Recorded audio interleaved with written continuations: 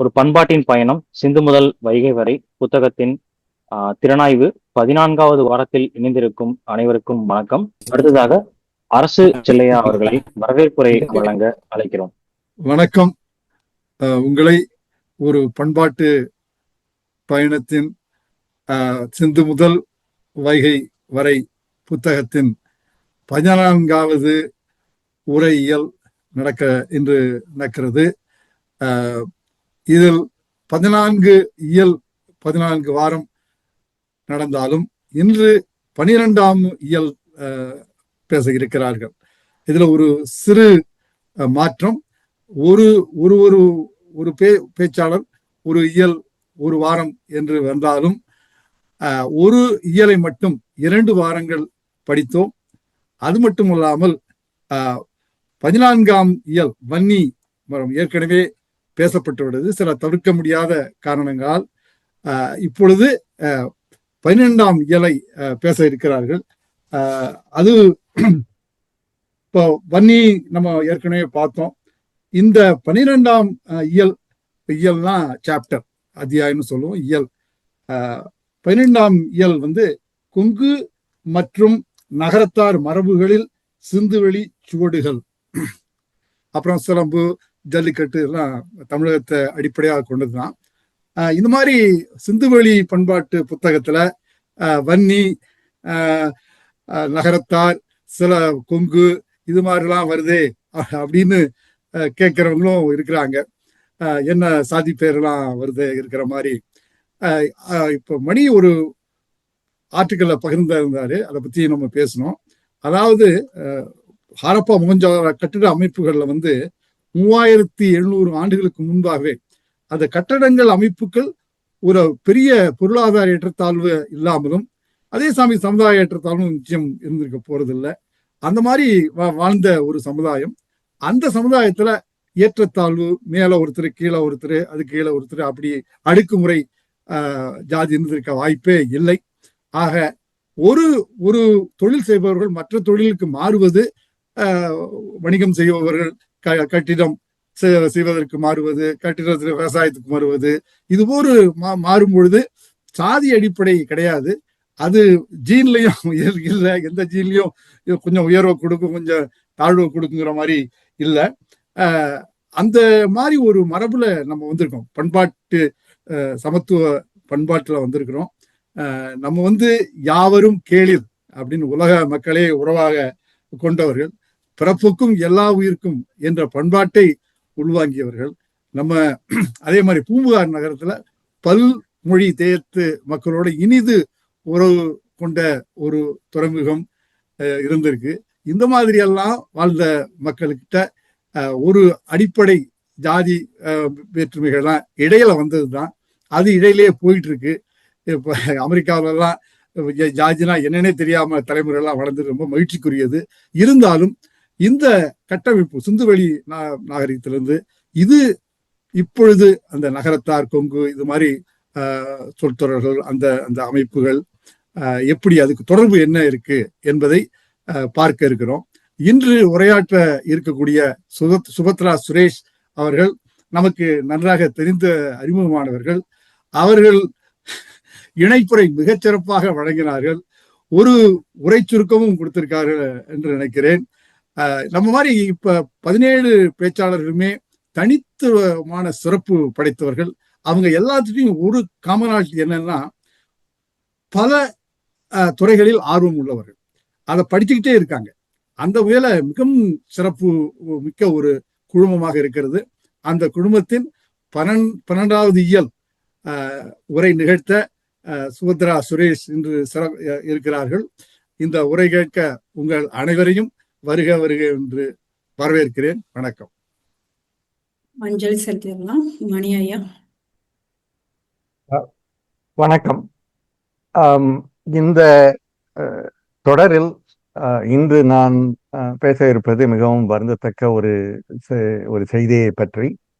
நம்முடைய பழைய தமிழ் இலக்கியங்களில் என்னென்ன சொற்கள் எங்கெங்கெல்லாம் இருக்கின்றன என்பதை ஆய்வதற்காக ஆய்வாளர்கள் மட்டுமல்ல மற்றவர்களும் பாடுபட்டு கொண்டிருந்தார்கள். உலக இலக்கியங்கள், குறிப்பாக ஆங்கில இலக்கியங்களில் அப்படி கண்டுபிடிப்பதை கூகுள் மிக எளிதாக ஆக்கி இருக்கிறது. ஆனால் தமிழுக்கு அப்படிப்பட்ட ஒரு அமைப்பு இல்லாமலே இருந்தது. அப்படிப்பட்ட ஒரு அமைப்பை தொடரடைவு கன்கார்டன்ஸ் என்று சொல்வதை பேராசிரியர் பாண்டியராஜா பரமசிவம் ஐயா அவர்கள், அமெரிக்கன் கல்லூரியின் ஓய்வு பெற்ற கணிதத்துறை பேராசிரியர், கடந்த சில 10 ஆண்டுகளாக அதை செய்து வந்திருக்கிறார்.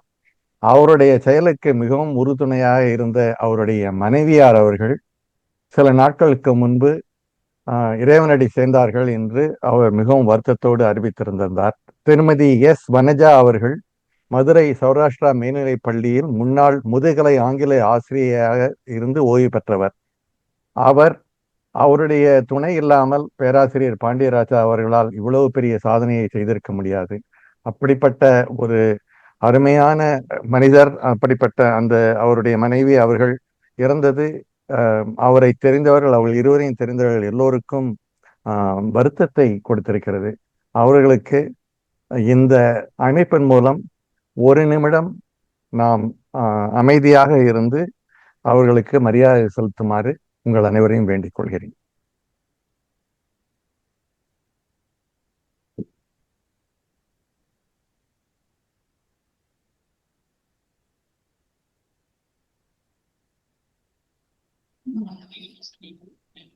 ஐயா பாண்டியராஜ் ஐயாவை பேச்சு கேட்டிருக்கேன், சந்திச்சிருக்கேன். ரொம்ப அமைதியானவர், ஆழமானவர். அங்க இளைஞர் மறைவுக்கு ஆழ்ந்த இரங்கல். நிகழ்வின் அடுத்ததாக சென்ற வார திறனாய்வின் மீள்பார்வையை வழங்க ஸ்ரீதேவி சுகன்யா அவர்களை அழைக்கிறோம். எல்லோருக்கும் வணக்கம்.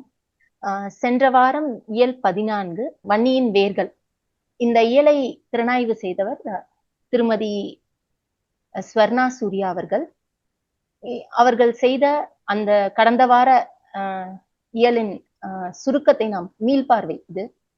அப்பொழுது வன்னி மரமும் அதோட சிந்துவெளி தொடர்பும் எப்படி நாம் இதில் இந்த இயலில் தொடர்பு படுத்துகிறார்கள் என்றால், நாம் மீண்டும் நம் முத்திரைகளை வைத்து, அப்பொழுது 3 முத்திரைகள் இந்த இயலில் கிடைக்கிறது.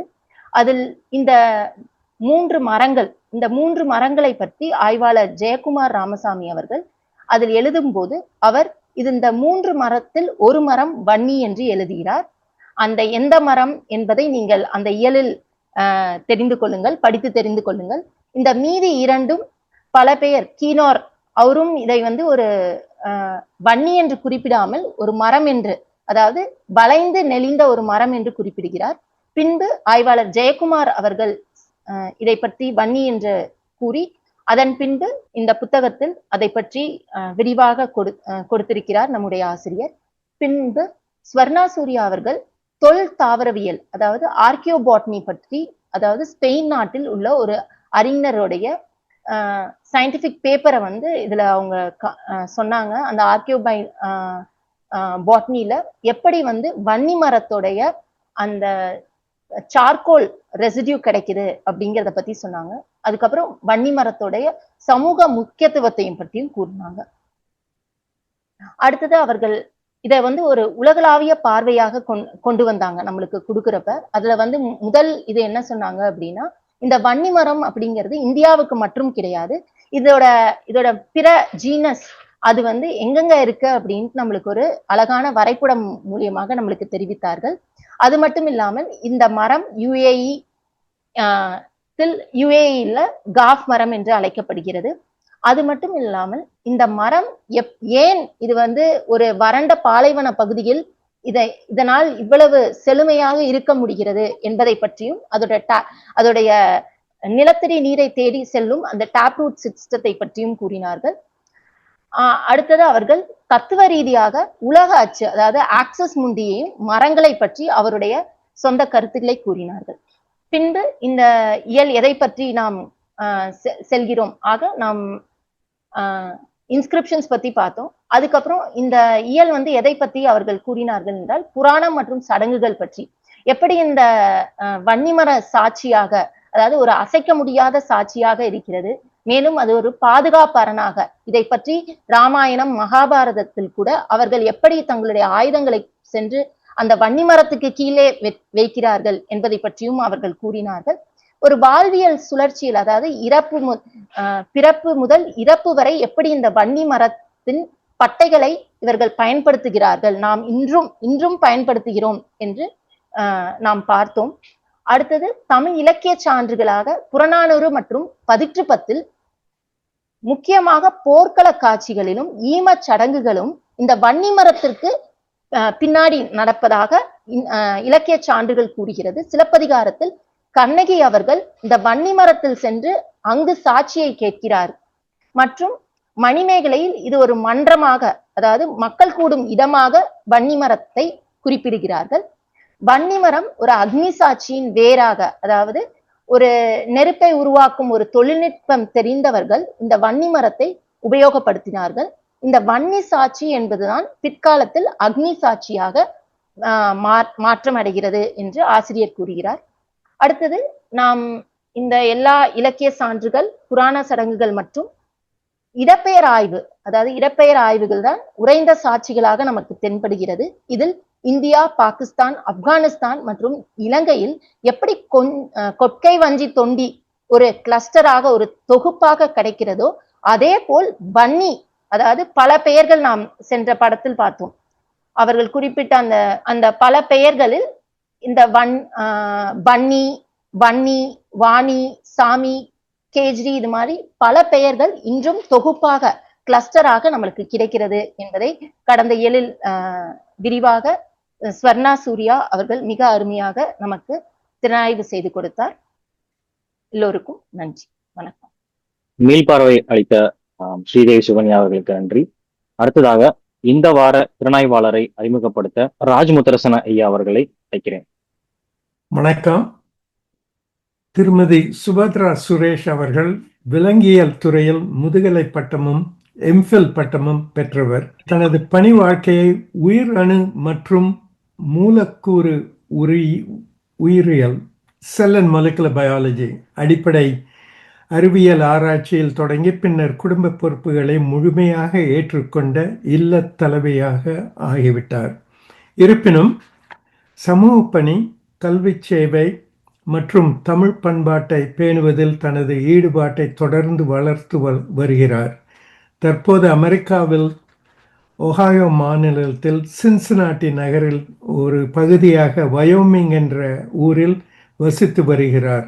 அங்குள்ள வயோமிங் ஃபைன் ஆர்ட்ஸ் சென்டர் நிர்வாக குழு உறுப்பினராக செயல்பட்டு சமூகத்தில் கலை வளர்ச்சியையும் ஊக்குவித்து வருகிறார். அப்பகுதியில் வரலாறும் பன்முகத்தன்மையும் பிரதிபலிக்கும் 2 சுவர் ஓவியங்களை உருவாக்குவதிலும் முக்கிய பங்கு ஏற்றுள்ளார். மேலும் ஒஹாயோ கவுன்சில் ஃபார் ஏஜிங் மற்றும் ஜூவிஷ் கம்யூனிட்டி சென்டர் ஆகிய அமைப்புகளில் மூலம் முதியோர் நல பணிகளில் தொடர்ந்து ஈடுபட்டு வருகிறார். அமெரிக்கன் ஹார்ட் அசோசியேஷனின் அமைப்பில் தொண்டராக பங்களித்து வருவதுடன் எய்ட் இந்திய அமைப்பின் மூலம் தமிழ்நாட்டின் மலைவாழ் குழந்தைகளுக்கு ஆங்கிலம் கற்பித்து கல்வி சேவையும் வழங்கி வருகிறார்.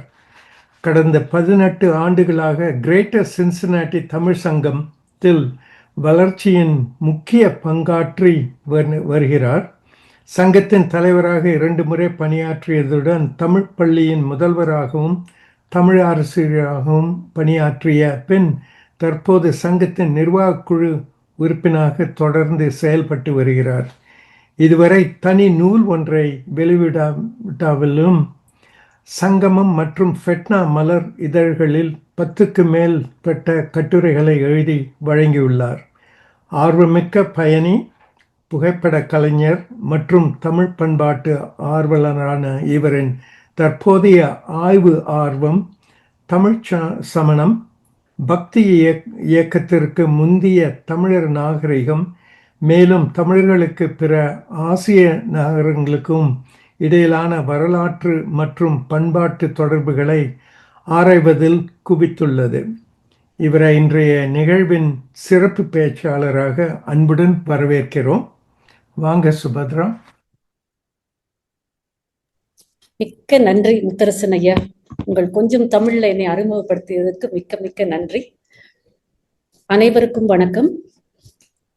behind every successful man there is definitely a sacrificing woman அப்படின்றத இன்னைக்கு நாம் இரங்கல் தெரிவித்த திரு பாண்டியராஜன் அவர்களை, அந்த சாக்ரிஃபைஸ் பண்ண அவரின் மனைவி, அவருடைய ஆத்மா சாந்தி அடைய இறைவனை பிரார்த்திக்கிறோம். அடுத்ததாக இன்று வரவேற்புரை அளித்த அரசு ஐயா, நீங்கள் ரொம்ப சரியா சொன்னீங்க. இதை எப்படி ஆரம்பிக்கிறதுன்னு நான் நினைச்சுக்கிட்டே இருந்தேன். ஒரு நல்ல தொடக்கமா நீங்க கொடுத்துட்டீங்க. ஏன்னா இன்னைக்கு நம்ம பேச போறது 2 சாதி கூட்டங்களை பத்தி தான். இதை இந்த காலகட்டத்துல எல்லாத்தையும் பிராக்கெட் பண்ணி இவர்கள் இதை சார்ந்தவர்களா அதை சார்ந்தவர்களான்னு நம்ம மேல சாயம் பூசுறதுக்கு ரொம்ப ரெடியா இருக்கிற இந்த காலகட்டத்துல இதை பேசுறது ரொம்ப ஒரு டெலிகேட்டான இஷ்யூவா தான் நான் நினைச்சுக்கிட்டு இருந்தேன். ஆனா நீங்க ஒரு அழகான தொடர்பை கொடுத்து ஆரம்பிச்சிட்டீங்க. அதனால நான் இப்போ ஒரு பொது டிஸ்க்ளைமர், அதாவது பொறுப்பு துறப்பை நான் இப்போ சொல்லிட்டு இந்த பேச்சுக்குள் நுழைகிறேன்.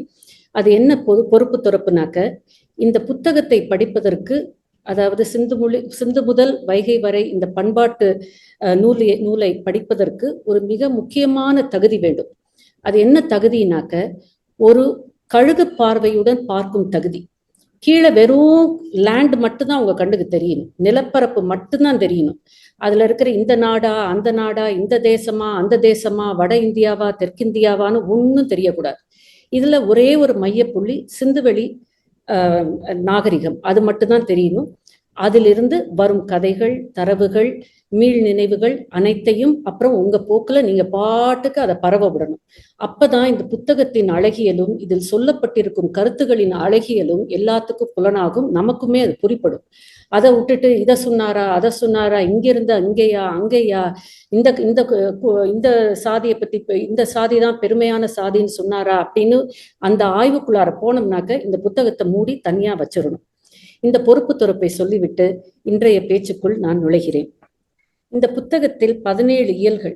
அதில் முதல் 9 சிந்துவெளியின் தொன்மம், மனிதன் தோற்றம் முதல் அவன் அடைந்த பண்பாடுகள், கொத்து கொத்தாக கிடைக்கும் தமிழர் பெயர்களின் சான்று, சிந்துவெளியில் சிதறி கிடக்கும் திராவிட தரவுகள் என்று அத்தனையையும் நாம் விவாதித்து புரிந்து கொண்டு விட்டோம். 10, 11ஆம் இயலில் அந்த பண்பாடுகள் மனிதர்களுடன் சேர்ந்து கீழ் நோக்கி பயணித்த பாதைகளான குஜராத் மற்றும் மகாராஷ்டிரம் பற்றியது. இன்று 12ஆம் இயல்.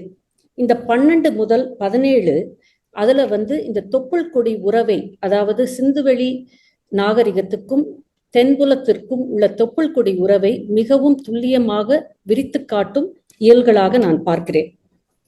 இன்று 12ஆம் இயல் இந்த சேர்ந்த பண்பாட்டு எச்சங்களை நம்மை சுற்றி தமிழ்நாட்டில் தேடவும் ஆய்வு கூறவும் புரிந்து கொள்ளவும் திராவிட தொப்புள் கொடியான இணைக்க உதவும் இயல்கள்.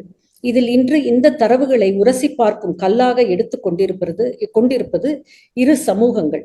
நமக்கெல்லாம் மிகவும் பரிச்சயமான 2 சமூகங்கள். ஒன்று கொங்கு வேளாளர் சமூகம், மற்றொன்று நாட்டுக்கோட்டை நகரத்தார் சமூகம். இது இப்ப எப்படி இருக்குதுனாக்க, நம்ம ஒரு பயணம் போயிட்டு வந்துரும்னாக்க அந்த ஊர்களில் சுவனியர்ஸ் வாங்கி பெட்டிக்குள்ளார வச்சுக்கிட்டு வருவோம்.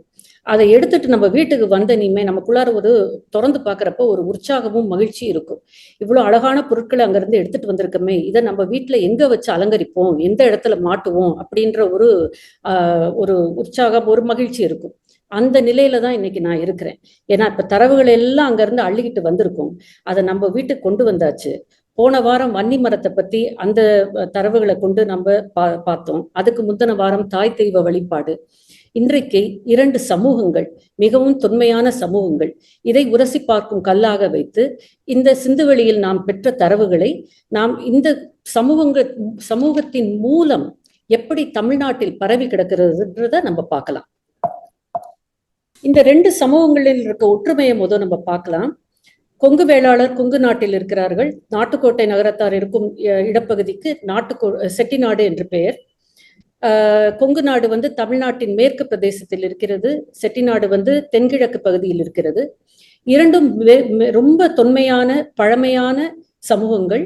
இந்த கொங்கு வேளாளர் தொன்மையை நம்ம நற்றிணை, அகநானூறு, கொங்கு மண்டல சதகம், அழகுமலை குறவஞ்சி அப்படின்றதில் எல்லாத்துலையும் பார்க்கலாம்.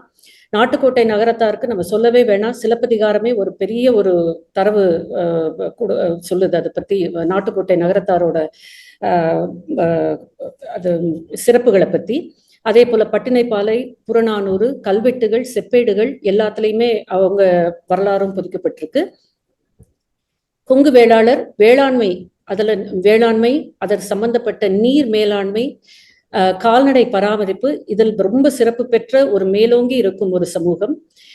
நாட்டுக்கோட்டை நகரத்தார் பாத்தீங்கன்னாக்க வணிகம், அது உள்நாட்டு வெளிநாட்டு வணிகம், அதுல ரொம்ப சிறப்பு பெற்றவர்கள். அவர்கள் கட்டமைப்பு, அந்த சமூக கட்டமைப்பு பார்த்தீங்கன்னாக்க கொங்கு வேளாளர்ல 212 கூட்டங்களாக அந்த அடிப்படையை பிரிந்து அதன் மூலம் கட்டமைத்து வைத்திருக்கிறார்கள். நாட்டுக்கோட்டை நகரத்தார் 9 கோயில்கள், அந்த கோயில்களுக்கு உடன்பட்ட குடும்பங்கள், அந்த குடும்பங்கள் மூலம் அந்த சமூகம் கட்டமைக்கப்பட்டிருக்கு.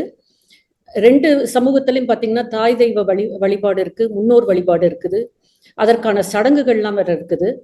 வந்த வரலாறுக்கு ஒரு பல வாய்வழி கதைகள் 2 சமூகத்தினரும் பார்க்கலாம். அப்புறம் சிந்துவெளி வழித்தடமான குஜராத், மகாராஷ்டிரத்தில் இந்த 2 சமூகங்களுக்கு இடங்களுக்கான இடப்பெயர்களும் கூட்டப்பெயர்களும் அப்படி கொத்து கொத்தா இருக்குது. அந்த தரவுகளை நம்ம பார்க்கலாம். முதலில் கொங்கு வேளாளர்களை, அவங்களோட வரலாறை கொஞ்சம் வேகமா பார்க்கலாம். கொங்கர் என்பது தேன் அல்லது மகரந்த தொடர்புடைய ஒரு வார்த்தை. கொங்கம்ன்றது மலர், அது ஒரு மலர் பேர். அந்த மலரை சூடி கொண்டவர்கள்னு அவங்களுக்கு சொல்லலாம். கொங்கு நாட்டு நிலப்பகுதியை குறிக்கும், அது கங்க நாட்டிலிருந்து அவங்க வந்திருக்கிறதுனால அந்த கங்கம் கொங்கானதுன்றது ஒரு மருவி வந்திருக்க சொல்லாவும் நம்ம பார்க்கலாம். இவர்கள் வேளீர் மரபினரின் வழித்தோன்றல்னு வி ராமமூர்த்தி ஆய்வாளர் அவர் சொல்றாரு. இது ராகவையங்கார் சொல்றது பார்த்தா குஜராத் துவாரகையிலிருந்து வேளீர் மக்களின் மூதாதையர்கள் தென்புலம் குடிபெயர்ந்தார்கள் அப்படின்றத அவர் சொல்றப்ப இது 2ம் நம்மளுக்கு அடிபட்டு போகுது. கொங்கு வேளாளர் மரபினர் முதல்ல வந்தப்ப அந்த கொங்கு நாட்டில் அவருக்கு கிடைத்த நிலப்பகுதிகளில் அவர்கள் அவங்களோட கிராமங்களை அமைத்தார்கள். அந்த நிலப்பகுதிகளுக்கு காணிகள் என்று பெயர். அந்த ஊர்கள் அவங்க அந்த காணிகளில் அமைத்த ஊர்களுக்கு காணியூர் என்று பெயர். அந்த ஒவ்வொரு காணியூருக்கும் ஒரு புலவரும் இருக்கிறார். இவங்களோட வரலாறு, இவங்களோட மற்ற எல்லா விஷயங்களையும்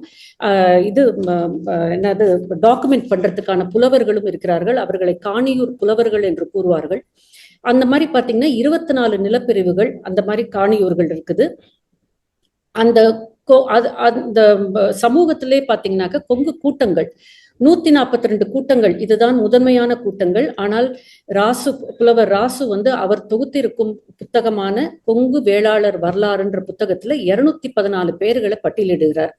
நேரம் கிடைச்சாக்க அந்த புத்தகத்தை வாங்கி எல்லாரும் படிக்கணும். அது இன்டர்நெட் ஆர்கைவ்லயும் இருக்குது. கொங்கு வேளாளர் வரலாறு புலவர் ராசு எழுதியது. ரொம்ப அருமையான புத்தகம். அதில் நிறைய கதைகள், மண் சார்ந்த விஷயங்கள் அதெல்லாம் அதுல பகிர்ந்திருக்கிறாரு. படிக்க கீழே வைக்க முடியல. அதாவது நானும் இன்டர்நெட்ல தான் படிச்சேன், ஆனா அதை மூடியே வைக்க முடியல. அந்த மாதிரியான ஒரு நல்ல தரவுகள் கொண்ட ஒரு புத்தகம். இதில் பட்டக்காரர்கள் இருக்காங்க. இவங்கெல்லாம் யாருனாக்க அந்த நாட்டில் இருந்த ராஜாக்களுக்கு ரொம்ப ஆத்மார்த்தமாக அவர்களின் நம்பிக்கையுரியவர்களாக இருந்து அவர்களின் தளபதிகளாக இருந்து அவர்கள் இதுல அவர்களுக்காக சண்டையிட்டு இந்த மாதிரி அவங்களுக்காக இந்த விஷயங்களை செஞ்சதுனால அவங்களுக்கு பட்டங்கள், அந்த ராஜாக்கள் பட்டங்கள் கொடுத்திருக்கிறார்கள். இதை பெசன்ட் மிலிஷியா சிஸ்டம்னு ஆசிரியர் புத்தகத்தில் சொல்கிறார். அதனால அவர்களுக்கு பட்டக்காரர்கள் என்று பெயர். இவர்கள் நீர் மேலாண்மையில் ரொம்ப பெரிய வல்லுநர்கள்னு சொன்னேன்.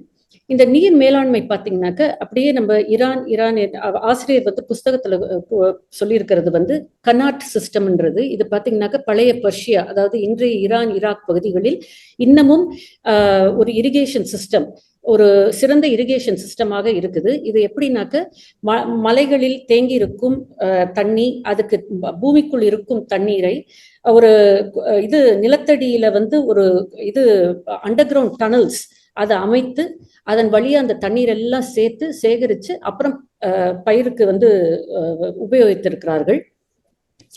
இதே இதை நான் ஒமான் நாட்டில் போயிருக்க போது பார்த்தேன். அந்த ஒமான்ல அரேபியன் பெனின்சுலால இந்த சிஸ்டத்துக்கு பேர் ஃபலாஜ்ன்றாங்க. இதை யுனெஸ்கோ அத்தாட்சி பெற்ற ஒரு சிஸ்டம். இங்க நான் போட்டிருக்கிற இந்த புகைப்படமும் நான் எடுத்த புகைப்படம். இதுல பாத்தீங்கன்னாக்க சுத்தி எங்க பார்த்தாலும் கரடு முரடான மலைப்பகுதிகள், சுத்தி ஒண்ணுமே இல்லை, ஒரு மரம் கூட இருக்காது. ஆனா நடுப்புற ஒரு பச்சை கம்பளம் விரிச்சது மாதிரி ஒரு ஒயாசிஸ், இந்த பேரிச்சம்பழ தோட்டம். அதுக்கு இந்த தண்ணீர் இந்த மலைகளிலிருந்து இவங்க சேகரிச்சு மேலிருந்து கீழே கிராவிடேஷனல் முறைப்படி அவங்க கொண்டு வர தண்ணீரை பாய்ச்சி அதுக்கு உபயோகிக்கிறார்கள். இது ஒரு சிறந்த சிஸ்டம். இந்த சிஸ்டம் வந்து அப்படியே பாகிஸ்தான், அதுக்கப்புறம் வந்து சிந்துவெளி பகுதிகளிலும் ராக்கி கரியிலெல்லாம் பார்க்குறோம். அதுல வந்து ஏத்தம் போட்டு இறைச்ச மாதிரியும், அப்புறம் நீர் சக்கரங்களை வாட்டர் வீல்ஸ் அதை வந்து பயன்படுத்தியதாகவும் தரவுகள் கிடைக்குது. அதுல இருந்து கீழே இறங்கி வந்தாக்க நார்த் மலபார், சவுத் கர்நாடகா அந்த ஏரியாக்களில் பார்த்தா இதே சிஸ்டம், இதே கர்நாட்டில ஃபலாட் சிஸ்டத்தை வந்து சுரங்கம் என்ற அமைப்புல அவங்க நீர் மேலாண்மைக்கு உபயோகிச்சிருக்காங்க. அந்த மேற்கு தொடர்ச்சி மலைக்கு இந்த பக்கம் வந்தா கொங்கு நாட்டுல பார்த்தாக்க இந்த உபயோகம் இல்லாததுனால இவர்கள் இந்த ஆழ்கிணறு தோண்டுதல்ல வல்லுநர்கள் ஆகியிருக்கிறார்கள். இதே முறைதான், ஆனால் இந்த டனல்ஸ், இந்த சின்ன ஓடைகள் அமைப்பது அதையெல்லாம் தவிர்த்து வெறும் ஆழ்கிணறு தோண்டுதல்ல மட்டும் அவங்க தன்னோட வல்லமையை காட்டியிருக்கிறார்கள். அப்புறம் நிலத்தடி நீரை வந்து ரொம்ப துல்லியமாக அறியும் திறன் கொண்ட மக்கள் இவங்க. அப்புறம் கட்டாந்தரையாக இருக்கும் எந்த இடத்தையும் இவர்கள் சமன் செய்து வேளாண்மை செய்யும் திறன் உள்ளவர்கள். அமெரிக்காவில் வாழும் என் நட்புக்கு நான் கேட்டனாக்க, நம்மளுக்கு தெரிந்த கொங்கு வேளாளர், உங்களுக்கு தெரிந்த கொங்கு வேளாளர் நண்பர்களை பார்த்தீங்கன்னாக்க முதல்ல வீட்டை வாங்கினே முதல்ல அவங்க போடுறது பின்னாடி வீட்டு தோட்டமாக தான் இருக்கும். அது சின்ன இடமா இருக்கட்டும், பெரிய இடமா இருக்கட்டும், ஆனாக்க வீட்டுக்கு வேணுங்கிற அத்தனை காய்கறிகள், வாழை மரம், இந்த மாதிரி எல்லாத்தையும் முதல்ல வந்து போட்டுருவாங்க. அது எந்த ஒரு உங்களுக்கு 3 மாசம் தான் உங்களுக்கு சம்மர் டைம், இல்லை 2 மாசம் தான் சம்மர் டைமா இருந்தாலும் சரி, அதை பத்தி அவங்களுக்கு கவலை இல்லை. ஆனா வீட்டு தோட்டம் போட்டே ஆகணும். அந்த தோட்டக்கலையில அவங்க பெரும் வல்லுநர்களாக இருப்பதை நான் கண்கூடா பார்த்திருக்கிறேன். அது மட்டும் இல்லாமல் அவங்க வந்து விவசாய கால்நடை வளர்க்கும் சமூகமாகவும் இருக்கிறாங்க. இந்த படத்துல பாக்குறது பாத்தீங்கன்னாக்க இந்த பக்கம் இருக்கிறது, இடது பக்கம் இருக்கிறது சிந்து நதியில் கிடைக்கப்பெற்ற ஒரு சீல். அந்த இதுல இருக்கிற ஜீபு புல். அதுக்கு இந்த பக்கம் வலது பக்கத்தில் இருப்பது ஒரு புகைப்படம். அதில் இருப்பது காங்கேய காளை. இது வந்து கல்லில் இருக்கும் காளையை அப்படியே உயிரோட்டத்துடன் இந்த காங்கேய காளை காமிக்கிறது. அதனால அவங்கள கொங்கு வேளாளர்களால தான் இந்த காங்கேய காளை இவ்வளவு மேலோச்சி ஒரு என்னன்னு சொல்றதுங்க, ஒரு ஜியோகிராபிக்கல் டிவிஷனுக்கே ஒரு பேர் போன ஒரு காளையாக விளங்குகிறது. அடுத்த கூட்டங்கள், இந்த கூட்டம் பெயர்கள், அதன் தொன்மையை நம்ம பார்க்கலாம். அந்துவன், சாத்தந்தை, ஆந்தை கூட்டங்கள் இதெல்லாம் வந்து தொன்மையான கூட்டங்கள். இப்ப நீங்க இந்த ஸ்லைடை பார்த்தாலே உங்களுக்கு தெரியும், அந்துவன் உங்களுக்கு பேர் வரும். இந்த அந்துவன் பேர் வந்து சேர மன்னனுக்கு இருந்திருக்கு. அந்துவன் கீரன் அப்படின்ற ஒரு நிலக்குடி தலைவன் இருந்திருக்கிறார். அந்துவனார் அப்படின்னு சங்க இலக்கிய புலவர் இருந்திருக்கிறார். அப்புறம் ஒல்லையூர் தந்த பூதப்பாண்டியன் என்ற மன்னன் தனது நண்பர்களாக ஆந்தை, அந்துவன், சாத்தன், ஆந்தன், அழிசி, இயக்கன் அப்படின்னு 7 பேர்களை பட்டியலிடுறாங்க. அந்த 7 பேரும் பார்த்தீங்கன்னாக்க கூட்ட பெயர்களாக தான் இருக்கு. இந்த அந்துவன்ற பேர் வந்து கல்வெட்டுகளிலும் வருகிறது. கொடுமணல் மண்பாண்டங்களில் கிறுக்கல்களாக வருகிறது. ஓமான் நாட்டில் கிடைத்த ஒரு பானை ஓட்டில் நந்தை கீரன் அப்படின்ற பேர் கிறுக்கல் இருந்திருக்கு. அதுல கீரன்றது வந்து ஒரு கூட்ட பெயரா இருக்கு. இந்த கூட்டப்பெயர் கொண்ட சங்ககால புலவர்கள் நிறைய பேர் இருந்திருக்காங்க. அதுல அஞ்சில் ஆந்தையார், ஆவூர் கிழார், இதெல்லாம் நான் ஒரு சின்ன ஒரு எக்ஸாம்பிள்ஸ் தான் இங்க போட்டிருக்கேன். ஆசிரியர் வந்து புத்தகத்துல வந்து அத்தனை பெயர்கள் அவர் பட்டியலிட்டு காட்டியிருக்கிறாரு. அதே மாதிரி கூட்டப்பெயர் கொண்ட சங்ககால புலவர்கள் வந்து கூட்ட இடப்பெயர் அது கொண்ட சங்ககால புலவர்கள் வந்து ஆலந்தூர் கிழார், கருவூர் கலிங்கத்தார் இவர்கள்லாம். இதெல்லாம் ஒரு சாதாரண ஒரு சின்ன எக்ஸாம்பிள்ஸ் தான். இது அடுத்ததாக நாம் இந்த புத்தகத்தோட அடித்தளமான இடப்பெயர் தரவுகள் அதை பார்க்கலாம். இங்க பாத்தீங்கன்னா கொங்கு மண்டல், இது வந்து ரொம்ப அழகான விரிவான வரைபடங்களை புத்தகத்துல ஆசிரியர் கொடுத்திருக்கிறார். ஆனா நான் வந்து ஒரு ஈஸியா ஒரு அண்டர்ஸ்டாண்டிங்காக நான் இந்த ஸ்லைடை தயார் பண்ணியிருக்கிறேன். இதுல பாத்தீங்கன்னா கொங்கு மண்டல பெயர்கள், அதாவது இடம் பெயர்கள். இந்த பக்கம் ரைட் ஹேண்ட் சைட்ல பாத்தீங்கன்னாக்க கூட்டம், அவர்களின் கூட்ட பெயர்களை தாங்கிய ஊர் பெயர்கள். நீங்க அதுக்கு அந்த பக்கம் 2 பக்கத்துலயும் பாருங்க, சிந்துவெளியில் எஞ்சியிருக்கும் கொங்கு மண்டல இடப்பெயர்களை நீங்க அப்படியே அந்த பக்கம் லிஸ்ட் பண்ணியிருக்கேன். இந்த பக்கத்துல வந்து இடப்பெயர்கள், கொங்கு கூட்டப்பெயர்களை சிந்துவெளியில் பார்க்கறத நான் அப்படியே லிஸ்ட் பண்ணியிருக்கேன்.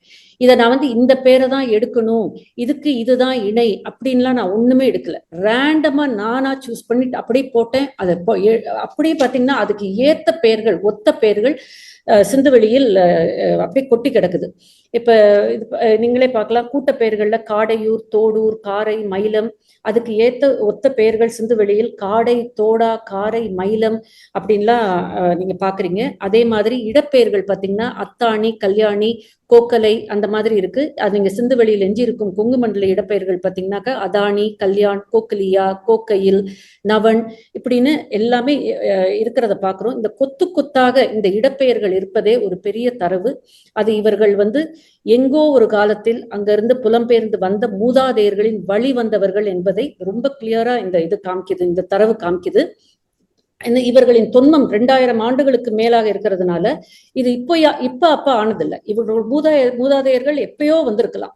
ஆனா வந்து இங்க இருக்கிற குடிகளோட கலந்து இந்த கொங்கு வேளாளர்ன்ற நம்மளுக்கு இப்ப தெரிகிற இந்த குடியை பாக்குறோம். அதுல தெரியப்படுற தரவுகளை தான் நம்ம இப்ப வந்து ஆய்வு கூர்ந்து பார்த்துக்கிட்டு இருக்கோம். அடுத்ததாக வாய்வழி கதைகள்.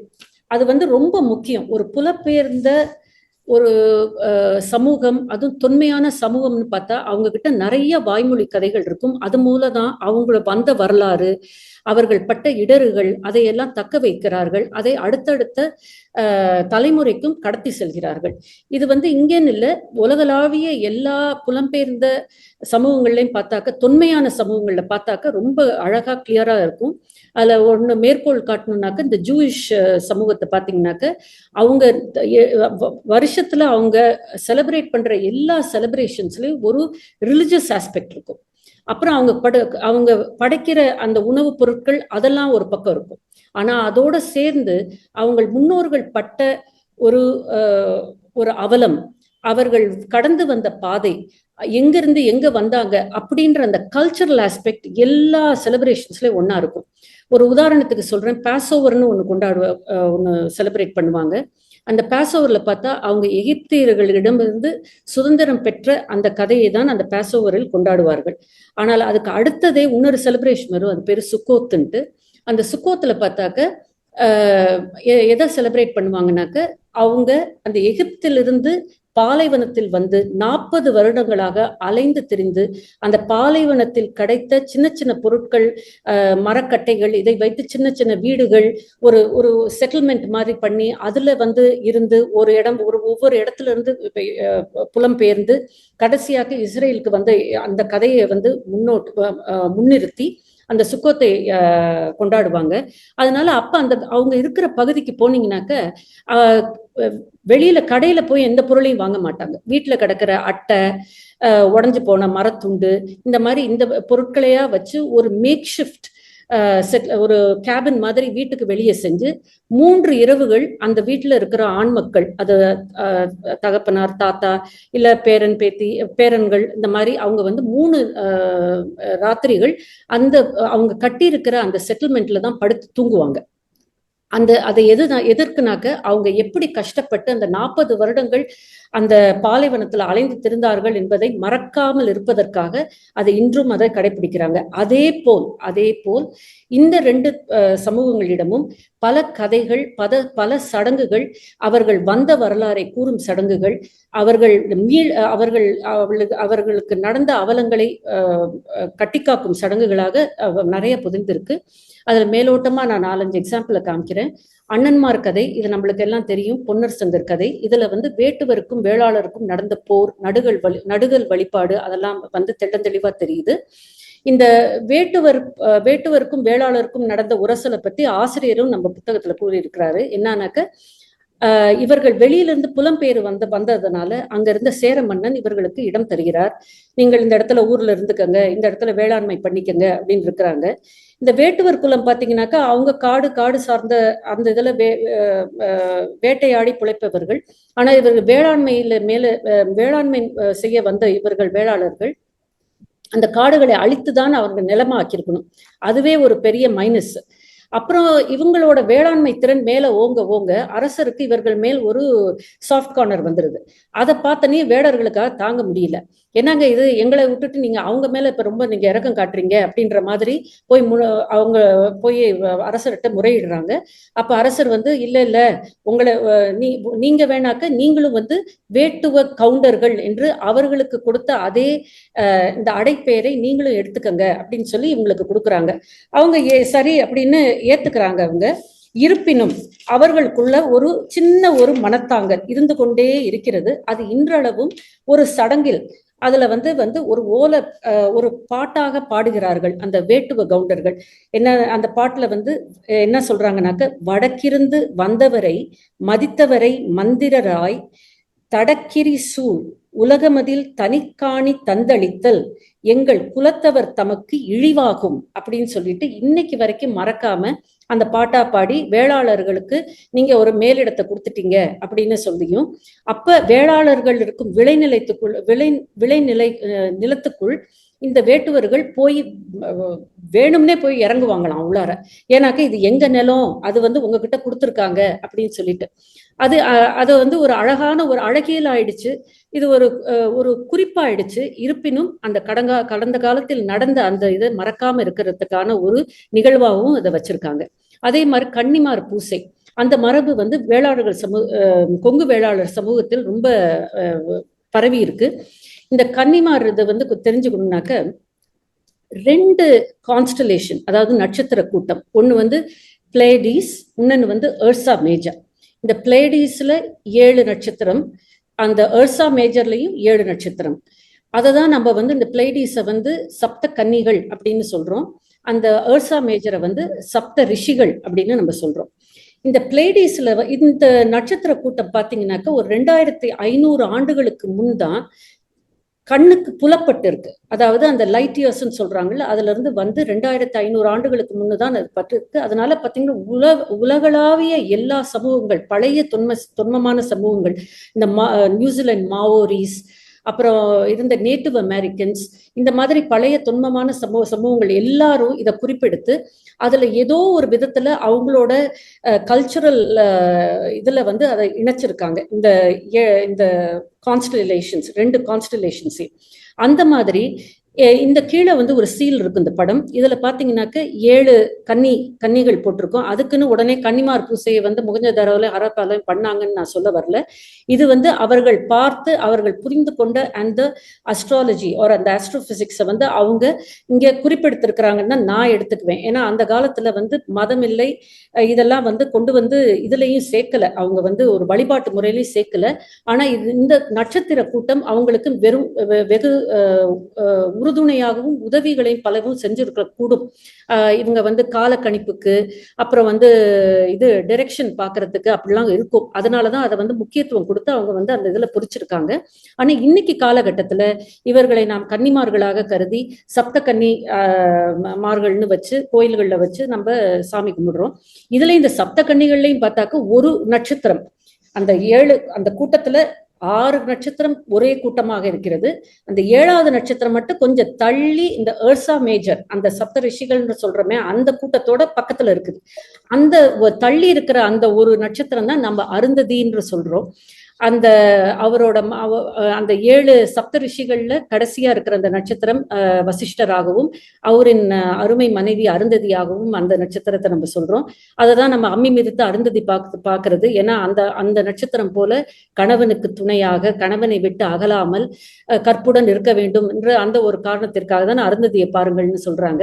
அப்ப இந்த ஒரு நட்சத்திரம் போயிட்டா மீதி 6 பேர் இருப்பாங்க. அவங்களையும் நம்ம சும்மா விடல, அவங்கள கார்த்திகை பெண்களாக்கி முருகனோட சம்பந்தப்படுத்தி விட்டோம். இந்த மாதிரியான இந்த தரவுகள்லாம் இந்த சமூகத்தில் இருக்கிறனாலதான் நம்ம இவ்வளவு வந்து ஒரு சயின்டிபிக்கா நம்ம வந்து அதை அப்ரோச் பண்ணி எக்ஸ்பிளைன் பண்றதுக்கு ஒரு நம்மளால முடியுது. அப்புறம் அவங்க கிட்ட நிறைய நேச்சர் சென்ட்ரிக் பிலீஃப்ஸ் இருக்கு. நிறைய வந்து மரங்களுக்கு இது சேக்ரெட் குரோவ்ஸ், இதுக்கெல்லாம் வந்து அவங்க வந்து நிறைய அவங்கள காப்பாத்துறது, அந்த இது அதுக்கு வந்து அவங்க சடங்குகள் செய்யறது, அதெல்லாம் அவங்க கிட்ட நிறையவே இருக்குது. அது மட்டும் இல்லாம காடை, அந்த ஒரு பறவை வந்து இவர்களுக்கு வந்து இவங்க போர் முனைக்கு போறப்போ அந்த காடை சத்தம் போட்டு, அந்த எதிரிகள் வரப்ப அந்த காடை சத்தம் போட்டு, அந்த சத்தத்தினால் இவர்கள் வந்து அலர்ட் ஆகி இவங்க வந்து உயிர் பிழைத்ததுனால் அந்த காடைக்கு வணக்கம் செலுத்தும் வகையில் ஒரு கூட்டத்துக்கே காடை கூட்டம்னே பேர் கொடுத்திருக்காங்க. அந்த மாதிரி நிறைய கூட்டத்துக்கு பார்த்தீங்கன்னாக்க தாவர பெயர்கள், பறவை பெயர்கள், அதெல்லாம் அந்த மாதிரிலாம் கொடுத்துருக்காங்க. அதெல்லாம் அந்த பறவைகளுக்கும் தாவரத்துக்கும் சிறப்பு செய்யும் வழியில் தான் கொடுத்துருக்குறாங்க அவங்க. அதே மாதிரி கரும்பு சாகுபடி நிறைய நடந்திருக்குங்க. ஏன்னா தண்ணி நிறைய நீர்வளம் இருக்கிறதுனால இது சங்க காலம் முதல்ல இது வந்து பதிவு செய்யப்பட்டிருக்கிறது. அதனாலதான் இன்னைக்கும் அந்த தரவு அதன் மீட்சியாக தான் நாம் பார்க்கறது வந்து கல்கண்டையும் கருப்பட்டியும் அவங்க நிறைய சேர்த்துக்கிறாங்க அவங்க சமையல்ல. பொங்கல்லாம் அதுல செஞ்ச பொங்கலை அவங்களோட குலதெய்வங்களுக்கு படைக்கிறத வந்து ஒரு வழியாவே வச்சிருக்காங்க. அப்புறம் நிறைய ஓரல் ட்ரெடிஷன்ஸும் இருக்குது, கதைகள். அதுல பாத்தீங்கன்னா சின்ன காணி பெரிய காணின்ற கதை, அந்த கதையை வந்து நீங்க வந்து அந்த கொங்கு வரலாறு புத்தகத்துல படிக்கணும். ரொம்ப அருமையான ஒரு கதை, ரொம்ப அப்பீட்டான ஒரு கதை. அதுல வந்து எப்படி இந்த வேளாளர் சமூகத்திற்கும் அங்க இருந்த இஸ்லாமிய சமூகத்திற்கும் இன்றளவு இருக்கும் தொடர்பை அந்த கதை வந்து ரொம்ப அழகா வெளிப்படுத்துது. அதை நீங்க படிச்சு பார்க்கணும். அப்புறம் அதே மாதிரி நடுகல் வழிபாடு, வீரமாத்தி அம்மன்கள், தீப்பாய்ந்த பெண் தெய்வங்கள், மாரி, காளி, கெங்காள் அம்மன்கள், கூத்தனாச்சி, கண்ணாத்தாள், ஓங்காளி அம்மன் இப்படின்னு மரபு சார்ந்த மண் சார்ந்த பெண் தெய்வங்களாக இறந்த பெண்கள், ஏதோ ஒரு அவலத்தினால் உயிரை மாய்த்து கொண்ட பெண்கள், இல்ல ஒரு குலத்தையோ இல்ல ஒரு கூட்டத்தையோ காப்பாத்துறதுக்காக மாய்த்து கொண்ட பெண்களை இன்றளவும் மறக்காமல் வைத்து பெண் தெய்வமாக வழிபட்டு வருகிறார்கள். அப்புறம் இவங்களோட கல்யாண சடங்கையும் நம்ம வந்து மேற்கோள் காட்டணும். அதுலயும் வந்து பாத்தீங்கன்னா அவங்க கல்யாணத்துல வந்து ஐயர் இல்லாத அக்னி இல்லாத கல்யாணங்கள், தமிழ் மரபு சம்பந்தமான தமிழ் மரபை ஒட்டிய கல்யாணங்கள், திருமணங்கள். இதுல முதல்ல என்ன பண்றாங்க அப்படின்னாக்க அவங்களோட கூட்டத்துல இருக்கிற ஒரு பெரியவரையோ இல்ல ஒரு பெரியவங்களையோ அருமைக்காரர் அருமைக்காரி அப்படின்னு செலக்ட் பண்ணிடுறாங்க. அவங்கதான் அப்புறம் அந்த கல்யாணத்தை கம்ப்ளீட்டா நிகழ்த்துறாங்க, வழிநடத்தி செல்றாங்க அந்த கல்யாணத்தையே. அதை இன்னைக்கு காலகட்டம் நம்ம இப்ப நடக்கிற கல்யாணத்தோட ஒப்பிட்டு பார்த்தாக்க ஈவெண்ட் பிளானர்ஸ் ஒரு ஈவெண்ட் மேனேஜர்ஸ் மாதிரி அவங்க ரெண்டு பேரும், அருமைக்காரர் அருமைக்காரி. அப்புறம் இந்த பொதுப்படையான ஒரு கல்யாணம், அதுல பாத்தீங்கன்னா பொது உடைமையான கல்யாணம். அதுல என்னன்னாக்க எல்லா சமூகத்தினர், கொங்கு நாவிதர், கொங்கு வண்ணான், கொங்கு பறையர், எல்லா சமூகத்தினரும் அதுல உள்ளடக்கி அந்த கல்யாணத்துல வந்து அவங்களுக்கு எல்லாம் சிறப்பு செய்து அவர்கள் எப்படி இவங்களுக்கு ரொம்ப ஊக்கமாகவும் உறுதுணையாகவும் இருந்ததை நினைச்சு அவங்களுக்கு சிறப்பு செய்து அவங்களே ஒரு வெளிச்சத்துக்கு கொண்டு வராங்க. நாவிதர் குலம்தான் வந்து இவங்களுக்கு பத்திரிக்கையை கொண்டு போய் ஒவ்வொரு வீடா வச்சுட்டு வரணும் அப்படின்ற மாதிரி வச்சிருந்திருக்காங்க. வண்ணார் குலம் வந்து இந்த விரிப்பு அவங்க துவைத்து சலவைக்கு போட்டு வந்த புது விரிப்பை வந்து கால் பாதையாக அந்த இது விரிக்கிறது, அப்புறம் சாப்பாடு பருமாறும் இடத்தில் கீழே உட்கார்றதுக்கு விரிக்கிறதுன்றது அந்த பெரிய ரொம்ப ரொம்ப ஒரு முக்கியமான வேலையை அவங்களுக்கு கொடுத்துருக்காங்க. அதே போல் வந்து கரையான் புத்துல இருந்து எடுத்துட்டு வந்த கரையான் மண், ஏன்னா அந்த கரையானோட மண் வந்து ரொம்ப சாஃப்டா இருக்கும். ஏன்னா அது உள்ளார தன்னுள் வாங்கி அதை வந்து சமைச்சு அதை வெளியில கொண்டு வரதுனால ரொம்ப சாஃப்டா குழைக்கிறதுக்கு ரொம்ப இதா இருக்கும், குளிர்ச்சி தன்மை கொடுக்கக்கூடிய ஒரு மண். அதை நீங்க வந்து சவுத் ஆப்பிரிக்காலாம் போனீங்கன்னாக்க டர்பன் பகுதியில எல்லாம் பாத்தீங்கன்னாக்க இப்பயும் கூட மக்கள் வந்து அதை சிவப்பு மண் அதை வந்து முகத்துல பூசிக்குவாங்க, ஏன்னா குளிர்ச்சி தன்மை கொடுக்கும் அப்படின்னு சொல்லிட்டு. அந்த மண்ணை எடுத்துட்டு வந்து மேடையில வந்து பூசி அதற்கு மேல் வந்து பெரம்பு பாலை மரங்களை கொண்டு வந்து அந்த மரங்களை உடைத்து அதெல்லாம் கொண்டு வந்து வச்சு பேய்கரும்பை வச்சு, ஏன்னா அந்த நான் சொன்ன மாதிரி அங்க கரும்பு சாகுபடி நிறைய நடந்ததுனால அந்த கரும்புக்கு ஒரு நன்றி. பிரம்பு, ஏன்னாக்கா அங்க இருக்கிற குறிஞ்சி நிலப்பகுதியில பிரம்பு நிறைய இருந்திருக்கும், அதனால பிரம்புக்கு ஒரு நன்றி, பாலை மரத்துக்கு ஒரு நன்றி, அதுக்கெல்லாம் நன்றியை சொல்லி அதுக்கு மேலதான் அம்மியை வச்சு அந்த அம்மி மேலதான் பெண் காலை வைத்து மிஞ்சி ஏற்றுக்கொள்கிறாள். அந்த மாதிரி ஒரு சடங்கு வச்சிருக்காங்க. ஸோ இந்த மாதிரி அப்புறம் பார்த்தீங்கன்னாக்க அதனால அவங்க தமிழ் அந்த கல்யாணம் அந்த முறைகளிலே பார்த்தீங்கன்னா சடங்குகள் நிறைய அந்த மூலம் வந்து இவங்களோட ஒரு ஃப்ளாஷ்பேக் மாதிரி இருக்குது. அவங்க வந்த தடம், அவங்க இங்கே கத்துக்கிட்டது எல்லாத்தையுமே உள்ளடக்கிய ஒரு செலிப்ரேஷனாக தான் அந்த திருமணம் இருக்குது, திருமண நிகழ்வு இருக்கிறது. அடுத்ததாக நாம பார்க்க போறது நமக்கு எல்லாம் ரொம்ப பரிச்சயமான நாட்டுக்கோட்டை நகரத்தார் சமூகம். இவர்களும் வெறும் தொன்மையான ஒரு சமூகம். இன்னைக்கு காலையில பாமா என்னைய கூப்பிட்டு என்னங்க ஆச்சி ரெடியா அப்படின்னு கேட்டாங்க. கேட்டனுமே ஒரு புத்துணர்ச்சி. அந்த ஆச்சி அப்படின்ற அந்த பேரை கேட்டனுமே என்ன ஒரு மரியாதை, என்ன ஒரு பண்பாடு அப்படின்னு தான் எனக்கு வந்துச்சு. என்னங்க மேடம், என்னங்க அக்கா அப்படின்னு கேட்கறதுக்கும் ஆச்சின்னு சொன்னதுமே என்னை அறியாமல அடே நமக்கு இப்படி ஒரு மரியாதையா அப்படின்ற மாதிரி ஒரு ஒரு ஒரு மன நிறைவை கொடுக்கக்கூடிய ஒரு டேர்ம். அந்த மாதிரி இந்த சமூகம், கொங்கு வேளாளரும் சரி, நாட்டுக்கோட்டை நகரத்தாரும் சரி, எல்லோருக்கும் ரொம்ப நிறைய மதிப்பும் மரியாதையும் கொடுத்து, பேச்சு வழக்கிலேயே மரியாதையை காமிச்சு காட்டக்கூடிய ஒரு ரொம்ப உயர்ந்த சமூகங்கள் ரெண்டுமே. இப்ப இவர்களும் இவர்கள் வரலாறையும் பார்த்தாக்க, இவங்க கர்நாடகத்திலிருந்து மூதாதையர்கள் வந்திருக்கிறார்கள். ஏதோ ஒரு காலத்தில் கர்நாடகத்தில் இருக்கும் நாக நாட்டில் புலம்பெயர்த்து தங்கி இருக்கிறார்கள். அங்கு வணிகம் வெகு சிறப்பாக நடந்தது. ஆனால் அங்கிருக்கும் ஆட்சியாளருக்கு ஒரு பொறாமை வந்துவிட்டது. இவர்கள் மேல் ஒரு காழ்ப்புணர்ச்சி வந்துருச்சு. அதனால அதை தெரிஞ்சுக்கிட்டு உடனே இவங்க அங்கிருந்து நகர்ந்து அடுத்தது காஞ்சிபுரத்துக்கு வந்திருக்காங்க. அங்கேயும் வணிகத்தை வெகு சிறப்பாக நடந்து காஞ்சிபுரத்தை ஒரு பெரும் வணிக நகரமாக மாத்தினாங்க. ஆனா அங்கேயும் ஒரு காலகட்டத்துக்கு மேல அங்க இருந்த ஆட்சியாளருக்கு இவர்கள் மேல் ஒரு வெறுப்பு, வேண்டாத வரி வசூலிக்கிறது இவங்க கிட்ட இருந்து அப்படின்ற ஒரு அராஜக முறையெல்லாம் பார்த்தனி அங்க இருந்தும் அவங்க கிளம்பி நேரா இதுக்கு தொண்டை மண்டலத்துல இருந்து கிளம்பி சோழ தேசத்துக்கு வந்துடுறாங்க. அங்கதான் பூம்புகார், அப்ப மனுநீதி சோழர் ஆட்சி. அதனால நம்ம எல்லாருமே கேள்விப்பட்டிருக்கோம் எப்படி ஒரு அறம் சார்ந்த ஒரு ஆட்சியை மனுநீதி சோழர் வழங்கியிருக்கிறாருன்ட்டு.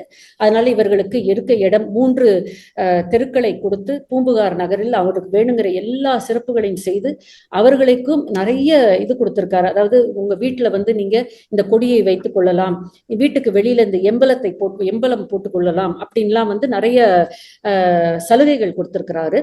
இவங்களும் பூம்புகார்ல தங்கி பெரிய வணிக சமூகமா திகழ்ந்து சோழ தேசத்துக்கு நிறைய பணவரவு வரும்படி செஞ்சிருக்காங்க. அந்த பூம்புகார் இதுல பெரிய அந்த பேரிடர், அந்த சுனாமி வந்தப்ப, தண்ணி நிறைய வந்தப்ப அந்த தண்ணியை தேக்கிறதுக்காக எல்லாரும் மணல் மூட்டைகள் போட்டப்ப இவங்க மட்டும் மணிகள் இருக்கிற மூட்டைகளா கொண்டு போட்டாங்களாம். அவ்வளோ பொருள் இது ரிச்னஸ் இந்த கம்யூனிட்டியில இருந்துச்சு. அதை பார்த்து மீண்டும் ஒரு முறை அங்க இருந்த ராஜாவுக்கு ஒரு தீராத ஒரு பொறாமை, இவர்களை எப்படியாவது அடக்கணும், இவங்க ரொம்ப எல்லை மீறி போயிட்டாங்க அப்படின்ற ஒரு நினைவோ என்னமோ.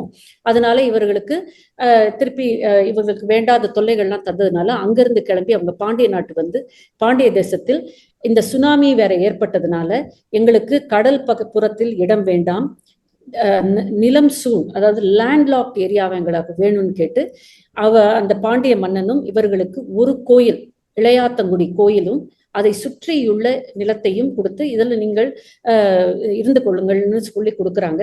இவர்கள் அங்க கிராமங்கள் அமைத்து அவங்க வாழத் தொடங்குறாங்க. வணிகம் வெகு சிறப்பாக செழிக்குது. அந்த ஒரு கோயில், இளையாத்தங்குடி கோயில், அந்த கோயில்ல இருந்து வந்தவர்கள் தான் மற்ற அனைத்து நகரத்தார் மரபுகளும். அதுக்கு போறதுக்கு முன்னாடி இந்த வணிகர்கள் ஒன்றாக சேர்ந்து வசிக்கும் இடம்தான் நகரம். ஒரு ஓதுபவர்களும் ஓதுவிப்பவர்களும் இருக்கும் இடம் பிரம்மதேயம். அதை நிர்வாகம் பண்ணுவது சபை. அப்புறம் இவர்கள் அல்லாமல் இருக்கும் மற்ற குலங்கள்லாம் இருக்கிற பகுதிக்கு ஊருன்னு பேரு. அதை நிர்வாகம் பண்ணக்கூடியவர்கள் ஊர் பஞ்சாயத்து. அந்த மாதிரி இந்த நகரம், வணிகர்கள் சேர்ந்து ஒரு குழுமமா இருக்கிற இடம் நகரம். அந்த நகரத்தை நிர்வாகம் பண்ணுவது நிகமங்கள். இது ஒரு சமஸ்கிருத வார்த்தை. நிகம அப்படின்னாக்க இது கார்பரேஷன் அர்த்தம். ஆனா தமிழ்ல இதுக்கு நேமம் அப்படின்றாங்க. இந்த நேமம்ன்ற வார்த்தை பாத்தீங்கன்னாக்க காரைக்குடி செட்டிநாட்டிலே இருக்குது. அதே போல் பொள்ளாச்சி பக்கத்தில் நெகமம் அப்படின்னு இருக்கு. அங்க இருந்தும் நல்ல ஒரு நெகமம் புடவைகள்லாம் அங்க இருந்து தான் வரும். அப்புறம் வேற வேற ஊர்கள்லையும் பாத்தீங்கன்னாக்க நேமம் நெகமம்ன்ற இதுல சொல்லாடல்ல ஊர் பேர்கள் இருக்குது. இந்த சிரேஷ்டி அப்படின்ற வார்த்தையில இருந்தா செட்டியார்ன்ற வார்த்தை வந்திருக்கு அப்படின்றாங்க. அப்படின்னாக்க லீடர் ஆஃப் த கில்ட், அந்த குழுமத்திற்கு ஒரு தலைவர் அப்படின்ற தலைமை பொறுப்பு அப்படின்ற அர்த்தம் அப்படின்னு சொல்றாங்க. இதுல தமிழ்ல வந்து எட்டி அப்படின்ற சொல்லாடலை பார்க்கலாம். இதனை எட்டி சயாளன், எட்டி சாத்தன் அப்படின்ற பேரோட நம்ம சிலப்பதிகாரத்துல எல்லாம் பார்க்கலாம். சாத்துனாக்க மெர்ச்சன்டைஸ், குட்ஸ். இவங்க வந்து எடுத்துட்டு போற குட்ஸ். அது வந்து மணிகளாக இருக்கலாம், வேற தானியங்களாக இருக்கலாம், ஏதாவது இருக்கலாம். அதான் சாத்து. அதை வந்து ஏறு சாத்து அப்படின்னா எக்ஸ்போர்ட், இறக்கு சாத்து அப்படின்னா இம்போர்ட். இதுவும் சிலப்பதிகாரத்துல இருந்து கிடைக்கிற தரவு தான். இந்த இப்படி இந்த வணிகத்தையே வந்து ரொம்ப அழகா அவங்க வந்து எல்லாத்தையும் கம்பார்ட்மெண்டலைஸ் பண்ணி, எதையும் எல்லாத்தையும் போட்டு குழப்பி ஒரு இதா ஆக்காம எல்லாத்தையும் கம்பார்ட்மெண்டலைஸ் பண்ணி, ஏன்னா அப்பதான் வந்து அவர்கள் நிர்வாகம் பண்ண இயல்பாக இருக்கும், எய்துவாக இருக்கும் அப்படின்ற காரணத்துக்காக அந்த மாதிரி செஞ்சிருக்காங்க. இந்த விஷயம், இந்த ஒரு விஷயமே இந்த 2 சமூகத்துக்குமே இருக்கிற அந்த தரவே நாம சிந்துவெளி நாகரிகத்தோட ஒப்பிடுறதுக்கு ரொம்ப ஒரு தகுதியான ஒரு தரவு. ஏன்னாக்க அங்கேயும் பாத்தீங்கன்னா சிந்துவெளி நாகரீகம் அப்படின்னு நம்ம சொல்றதுக்கு காரணமே வந்து அங்க இருந்த அந்த அருமையான கட்டமைப்பு தான். மேல் கீழ் நல்ல சாலைகள், இது கழிவு நீர் போறதுக்கான சாக்கடைகள், நல்ல நீர் சேமிக்கும் இது மழைநீர் கால்வாய் திட்டங்கள், அப்புறம் வந்து குளியல் அறைகள், இந்த மாதிரி இதெல்லாம் பார்க்கறப்ப எப்படி அவர்கள் வந்து ஒரு நேர்த்தியான ஒரு வாழ்க்கையை வாழ்ந்திருக்கிறார்கள்னு தெரியுது. அதனால்தான் நாகரிகம்னு அதை சொல்றோம். அதே மாதிரியான நாகரிகம் இந்த சமூக 2 சமூகத்தினரிடமே தெரியுது. அதுலயே மேலோங்கி தெரிவது வந்து இந்த நகரத்தார் சமூகத்தினரிடம். ஏன்னா இப்ப நான் போட்டிருக்க இந்த படத்திலே நீங்க பார்க்கலாம், இது புத்தகத்துல இருந்து எடுத்ததுதான். இது பாத்தீங்கன்னாக்க ஒரு கம்பி சட்டம், அதாவது ஒரு கிரிட் மாதிரி தெரியுது உங்களுக்கு. நேர் வட்டத்துல வந்து கோண சாலைகள், அதில் நடுப்புற அந்த வீடுகள், பிரம்மாண்டமான அரண்மனை போன்ற வீடுகள். அந்த வீடுகளுமே சும்மா இந்த நம்ம ஊர்ல எல்லாம் சில வீடுகள்லாம் கட்டியிருப்பாங்க, இங்க இழுத்து அங்க இழுத்து, அந்த மாதிரிலாம் கட்டாம நேர்த்தியாக ஒவ்வொரு கட்டம். இந்த முறை செட்டியார் வந்து மலேசியாவுக்கு போயிட்டு வந்தாருன்னா அங்க இருந்து ஈட்டி வந்த பொருளை வந்து ஆட்சிக்கிட்ட கொடுப்பாங்க, அவங்க அடுத்த கட்டத்தை கட்டுவாங்க. இந்த மாதிரியே ஒவ்வொரு கட்டமா கட்டி இந்த தெருவுக்கும் அந்த தெருவுக்கும் ஒரு அடைக்கிற மாதிரியான ஒரு பெரிய அரண்மனை போன்ற ஒரு வீடுகளை அவங்க கட்டி வைத்திருக்கிறார்கள். இப்பயும் செட்டிநாட்டுக்கு போனா பார்க்கலாம். இவர்கள் குடும்ப அமைப்பையும் பார்த்தீங்கன்னாக்க ரொம்ப அழகா நேர்த்தியா அதை வந்து நிர்வாகம் பண்ணியிருக்காங்க. ஒரு தனி குடும்பத்தை வந்து புள்ளி அப்படின்னும், கூட்டு குடும்பங்களை வளவு என்றும், உறவு முறைகளை குடிக்கிற பங்காளிகள் என்றும், குடியிருக்கும் பகுதிகளை ஊர்கள் என்றும், கோயில் பிரிவுகளை நகர கோயில்கள் பகுதிகள் என்றும், சிறு சமூக பிரிவுகளை வட்டகை என்றும் பிரித்து வைத்திருக்கிறார்கள். இதெல்லாம் எதுக்குனாக்க ஈஸியா அட்மினிஸ்ட்ரேட் பண்றதுக்கும், அவங்க எல்லாத்தையும் எல்லாரும் நல்லா போகுதா, நல்லா இதாகுதா அப்படின்ற ஒரு சிஸ்டம், அந்த சிஸ்டத்தை ஒழுங்குபடுத்தி நல்லா நேர்த்தியா வச்சிருக்காங்க. இதை இன்னொருத்துலயும் நான் பார்த்திருக்கேன். நீங்க போன வருஷம் நான் வந்து ஒரு காரைக்குடியில ஒரு நகரத்தார் திருமணத்துக்காக போயிருந்தேன். அப்ப அந்த திருமண அவங்களோட சொந்தக்காரவங்க உறவு முறை வந்து என் பக்கத்துல உட்காந்து எக்ஸ்பிளைன் பண்ணிக்கிட்டே இருந்தாங்க. அப்ப சொன்னாங்க, அந்த பச்சை புடவை கட்டி இருக்கவங்க எல்லாம் வந்து வீட்டு பெண்கள், அந்த மஞ்சள் புடவை கட்டி இருக்கவங்க எல்லாரும் வந்து வீட்டுக்கு வந்த பெண்கள், அந்த நீலப்புடவை கட்டி இருக்கிறவங்க எல்லாம் வந்து நாத்தனார் முறை, இவங்க எல்லாம் ஆட்சி முறை அப்படின்னு இந்த முறைக்கு ஏத்த மாதிரி புடவையும் கட்டினதுனால ஒரு செகண்ட்ல பாத்தீங்கன்னாக்க உறவு முறை பூரா எனக்கு வந்து சொல்லி முடிச்சுட்டாங்க. இப்ப நம்மனா வந்து இப்படியே தேடுவோம் கூட்டத்துல, இதை பாருங்க, இவங்கள பாருங்க, அவங்கள பாருங்க, அதெல்லாம் ஒண்ணுமே இல்லை. ஒரே நிமிஷத்துல இந்த கலர் கோடட் இதை பாருங்க, இதுதான் அப்படின்னு அதுலயே அவங்களோட நேர்த்தி தெரிகிறது. அதுதான் ரொம்ப மேலோங்கி இருக்கும் ஒரு அருமையான பண்புன்னு நான் சொல்லுவேன். அதே இங்கேயும் திருப்பி வந்து நம்ம ஊர் பெயர் தரவுகளை பார்க்கலாம். ஆசிரியர் வந்து ஒரு அருமையான விரிவான படத்தை இதுல புத்தகத்துல கொடுத்திருக்காரு. இருப்பினும் நான் ஒரு சின்ன ஒரு ஸ்லைடா இங்க பண்ணியிருக்கேன், ஏன்னா நம்ம ஈஸியா புரிஞ்சுக்கலான்ட்டு. இப்ப செட்டிநாட்டுல இருக்கிற நம்மளுக்கு தெரிந்த பேர்களையும், அது பாகிஸ்தான், குஜராத், மகாராஷ்டிரால தெரிகிறதை நம்ம பார்க்கலாம். நாட்டுக்கோட்டை நாட்டுக்கோட்டாக பாகிஸ்தானில் இருக்குது. நாகநாடு சந்தியா அங்கிருந்து தான் வந்திருக்காங்க அவங்க. ஆனா அந்த சந்தியான்ற ஊர் வந்து பாகிஸ்தான்ல சந்தி என்றும் நாக என்றும் இருக்குது. குஜராத்தில் நாகா, சந்தியா நம்மளுக்கு எல்லாம் தெரியும். இந்த தரவுகள் வந்த பாதை தடம் வந்து குஜராத் வழியாகவும் மகாராஷ்டிரா வழியாகவும் என்று நம்பினால் அங்கேயும் இந்த பெயர்கள் இருக்கிற தரவு நம்மளுக்கு தெரியுது. கோட்டாறு, பாதரக்குடி, இந்த ஊர்கள் வந்து கோட்டார், பாதர், பாதர், பாதரா அப்படின்னு தெரியுது. காஞ்சிபுரம், காஞ்சி, காஞ்சிலி, காஞ்சாலி, எல்லா இடத்துலயும் அது கொட்டி கிடக்குது. ஆந்திர பிரதேசத்துல இருக்குது, கர்நாடகத்திலே இருக்குது. அல்ல காஞ்சிபுரம்ன்றது ஒரு மாதிரி ஒரு காஸ்மோபாலிட்டன் ஊர் மாதிரி, ஊர் பேர் மாதிரி ஆயிடுச்சு இந்த இடத்துல. அப்புறம் இந்த பேர்கள் இளையாத்தன் குடி, அது பாத்தீங்கன்னா இளை ஆதன் குடி அப்படின்னு எடுத்துக்கிட்டாக்க, குடின்றது வந்து ஒரு அடைப்பெயர், அதை எடுத்துடலாம். அப்படி அந்த இளை அப்படின்னு பார்த்தோம்னாக்கா, ஆதன்னு பார்த்தா பாகிஸ்தானில் இளை இருக்கிறது, ஆப்கானிஸ்தானில் ஆதன்ற பேரும் இருக்கிறது. ஸோ இதை ரெண்டையும் சேர்த்து போட்டு கூட இவங்க குடியா சேர்த்து இது பண்ணியிருக்கலாம். இதே போல கொங்கு வேளாளர்லையும் பார்த்தீங்கன்னாக்க திருச்செங்கோடு, அல்ல திரு வந்து ஒரு சிறப்புக்குரிய ஒரு பேரா அதை நம்ம நீக்கிட்டோம்னாக்க, கோடுன்றது வந்து மலை, அது வந்து ஒரு காமனான ஒரு பேர், அந்த மலையை குறிக்கும் ஒரு பேருன்னு அதையும் நீக்கிட்டோம்னாக்க, நடுப்பர் இருக்க செங்கு, அது பாத்தீங்கன்னாக்க அதுவும் பாகிஸ்தானில் இருக்கிறது. அந்த மாதிரி இந்த பேர்கள் கூட்டாகவும் இணைக்கப்பட்டு நாம இருக்கிறத பார்க்கலாம் இங்க. அடுத்தது நகர கோயில்கள். இந்த நகர கோயில்கள் பார்த்தா 9 கோயில்கள் இருக்குதுங்க. அதுல முதல் கோயில் வந்து இளையாத்தன்குடி கோயில். இந்த கோயில்ல இருந்து பிரிந்தவர்கள் தான் வந்து 7 கோயில்களை அப்புறம் அவங்க நிர்மாணம் பண்ணியிருக்கிறாங்க. இந்த 7ஓட 1 இளையாத்தன்குடி 8.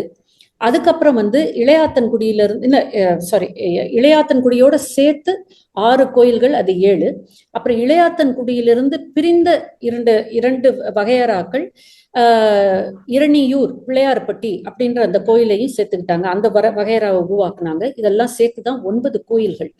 இப்ப இந்த 2 இதுலையுமே பார்த்தோம்னாக்க, கொங்கு வேளாளரும் சரி நகரத்தார்லையும் சரி, இந்த கிராஸ் கசின் மேரேஜ் அப்படின்றது, இந்த முறை பெண், அத்தை பெண்ணை கல்யாணம் பண்ணிக்கிறது, மாமன் பெண்ணை கல்யாணம் பண்ணிக்கிறது ரொம்பவே வெகுவாக அது பழக்கத்தில் இருக்கிறது ஒன்று.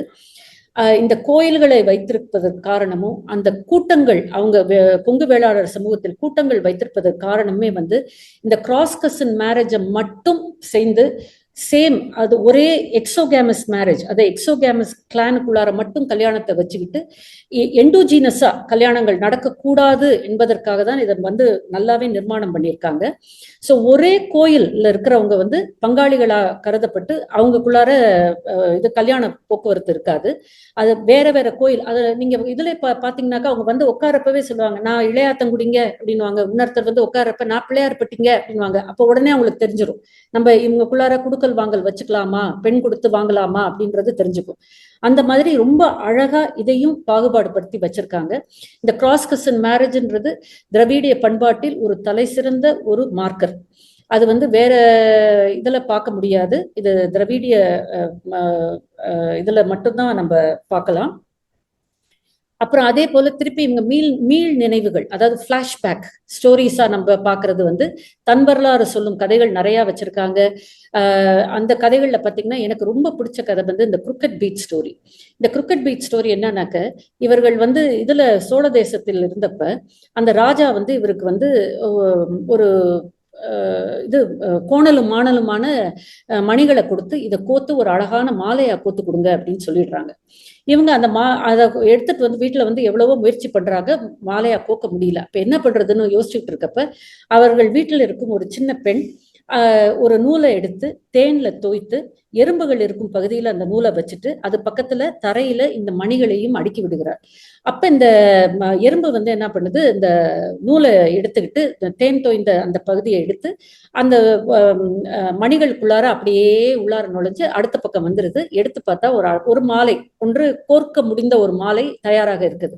இதை அவ கொடுக்குறா. இந்த செட்டியார்களை எடுத்துட்டு போய் ராஜாட்ட கொடுக்குறாங்க. ராஜா பார்த்து ரொம்ப ஆச்சரியப்பட்டு போயிடுறாரு. இவர்களின் திறமையை பார்த்து ரொம்ப இதாயிடுறாரு. அப்ப இவங்க சொல்றாங்க, இல்லைங்க எங்க வீட்டுல இருக்கிற பெண்ணு தான் அதை பண்ணியிருக்காரு அப்படின்னு. உடனே அவர் வந்து, ஐயோ இப்படிப்பட்ட ஒரு ரொம்ப இது அறிவான பெண்ணா, அந்த பெண்ணை நான் திருமணம் செஞ்சுக்கணும்னு ஆசைப்படுறேன், நீங்க என்ன நினைக்கிறீங்கன்னு கேட்டடியுமே அதை இவங்க உடனே வந்து ஒரு இந்த வார்னிங் சிக்னல் மாதிரி எடுத்துக்கிறாங்க. ஐயோ நம்ம வீட்டு பெண்களுக்கு இடையூறு இருக்கும், இவர்கிட்ட வேணான்னு நம்ம சொன்னாலும் நம்ம இந்த இடத்துல இருக்க முடியாது, ஏதாவது தொல்லை கொடுத்துக்கிட்டு இருப்பாங்க அப்படின்னு சொல்லிட்டு யோசிச்சுட்டு வரோங்க அப்படின்னு சொல்லிட்டு இவங்க கிளம்பிடுறாங்க அங்கிருந்து. இந்த கதை வந்து பாத்தீங்கன்னாக்க ஒரு நீண்ட காலமாக வரலாற்று சம்பவமாக அல்லாமல் ஒரு குறியீட்டு உமையாகவே பார்க்கப்படுகிறது. வளைந்த மணிகளை பார்த்தீங்கன்னாக்கா ஆட்சியாளர்களின் மக்கள் மீது விதித்த இல்லாத பணிகளை குறிக்கின்றன. இடம்பெயர்வு என்பது ஒழுக்க நெறியையும் சமூக ஒத்துமையும் பிரதிபலிக்கிறது. இவர்கள் இடம்பெயர்வை ஒரு துயர அனுபவமாக அல்லாமல் ஒரு நெறி வெற்றியாக மாற்றி காட்டுகிறது. அறிவும் ஒற்றுமையும் மூலம் இந்த சமூகத்தினர் தங்கள் கண்ணியத்தையும் அடையாளத்தையும் பாதுகாத்து கொண்டார்கள் என்பதற்கு இந்த கதை வலியுறுத்தி நமக்கு ஒரு எடுத்துக்காட்டாக இருக்குது. அதே போல இன்னொரு விஷயமும் நான் பார்த்திருக்கேன். என் தோழி வீட்டுக்கு போயிருந்தேன். ஒரு அழகா, உங்களுக்கே தெரியும், நகரத்தார் சாமான்கள் பாத்திரங்கள்லாம் ரொம்ப அழகா இருக்கும். அது வீட்டுல ஒரு சின்ன ஒரு தவளை வச்சிருந்துச்சு. அதை பார்த்துட்டு நான் சொன்னேன், ஐயோ இது ரொம்ப அழகா இருக்கே, ஒரு சின்ன ஒரு இதா இருக்கே, சின்ன பாத்திரமா இருக்கே, என்னன்னு கேட்டதுக்கு அது சொல்லிச்சு, இல்ல இது பேர் பிள்ளையார் சட்டி. இந்த சட்டிக்குள்ளார நாங்க ஒரு சின்ன பிள்ளையாரு, ஒரு சின்ன மாட விளக்கு வச்சு மேல மூடி இதுக்குள்ளார பொங்கல், அப்புறம் குச்சிக்கிழங்கு, சக்கரவள்ளி கிழங்கு, மரவள்ளி கிழங்குன்னு கிழங்கு வகைகள் எல்லாத்தையும் உடால வச்சு நாங்க பொங்கல் சமயத்துல பொங்கல் படைக்கிறப்ப இதையும் வச்சிருவோம். அப்புறம் எங்க வீட்டுல இருக்கிற கல்யாணமான புதுமண தம்பதிகள் அந்த சட்டியை எடுத்துக்கிட்டு 2 பேரும் சேர்ந்து தூக்கி கொண்டு வீட்டுல இருக்கிற சாமி அறைக்குள் வைப்பாங்க. இது ஒரு வழக்கம், ஒரு சடங்கு, பொங்கல் அப்ப நாங்க செய்வோம் அப்படின்வாங்க. இதை சொன்னப்பவே எனக்கு டக்குன்ட்டு நான் எனக்கு முதுமக்கள் தாலி தான் எனக்கு மனசுக்கு வந்துச்சு. அதை பத்தி அப்புறம் ஆராய்ச்சி பண்ணி பார்த்தாக்க அது கரெக்ட். அழகப்பா யூனிவர்சிட்டியில இருக்க ஒரு ப்ரொஃபஸர் அழகா அதை ஒரு பேப்பராகவே, ரிசர்ச் பேப்பராகவே போட்டிருக்காங்க. அந்த பிள்ளையார் சட்டின்ற சடங்கு ஆதி காலத்தில் அவர்களின் முன்னோர்கள் அடக்கமான முதுமக்கள் தாலியை, அதன் மூலம் அவர்கள் முன்னோர்களையும் மறக்காமல் இருப்பதற்கான ஒரு சடங்காக அவங்க பொங்கல் அப்ப அதை சேர்த்து வச்சிருக்காங்க. அதே மாதிரி கட்டு சாதம் உண்ணுதல் அப்படின்ற இன்னொரு சடங்கு. இது பாத்தீங்கன்னாக்க கல்யாண சமயத்துல இதை பண்றாங்க. பெண் கல்யாணம் முடிஞ்சு பெண் வீட்டுல இருந்து அவர் மாப்பிள்ளை வீட்டுக்கு திரும்பி போறப்ப வழியில எங்கேயோ ஒரு ஊரணி கிட்ட நிறுத்தி அந்த வீட்டுல இருந்து கட்டிட்டு வந்த சாதத்தை எடுத்து சாப்பிடும் ஒரு நிகழ்வாக, ஒரு சடங்காக வச்சிருக்காங்க. ஆனா இந்த சடங்கை எதுக்கு இது பண்றாங்கன்னா, இவங்க புலம்பெயர்ந்து வந்த பொழுது அங்கங்க ஊரணிகளும் குளக்கரைகளும் இவங்க உட்கார்ந்து சாப்பிட்டதை நினைவு கூறும் வகையில் கட்டு சாதம் உண்ணுதல் இந்த சடங்கு அப்படின்றாங்க. அதே போல் இன்றைய காலகட்டத்துல பாத்தீங்கன்னா இந்த கவுனி அரிசி லெகசி, அதை லெகசியாவே சொல்றாங்க.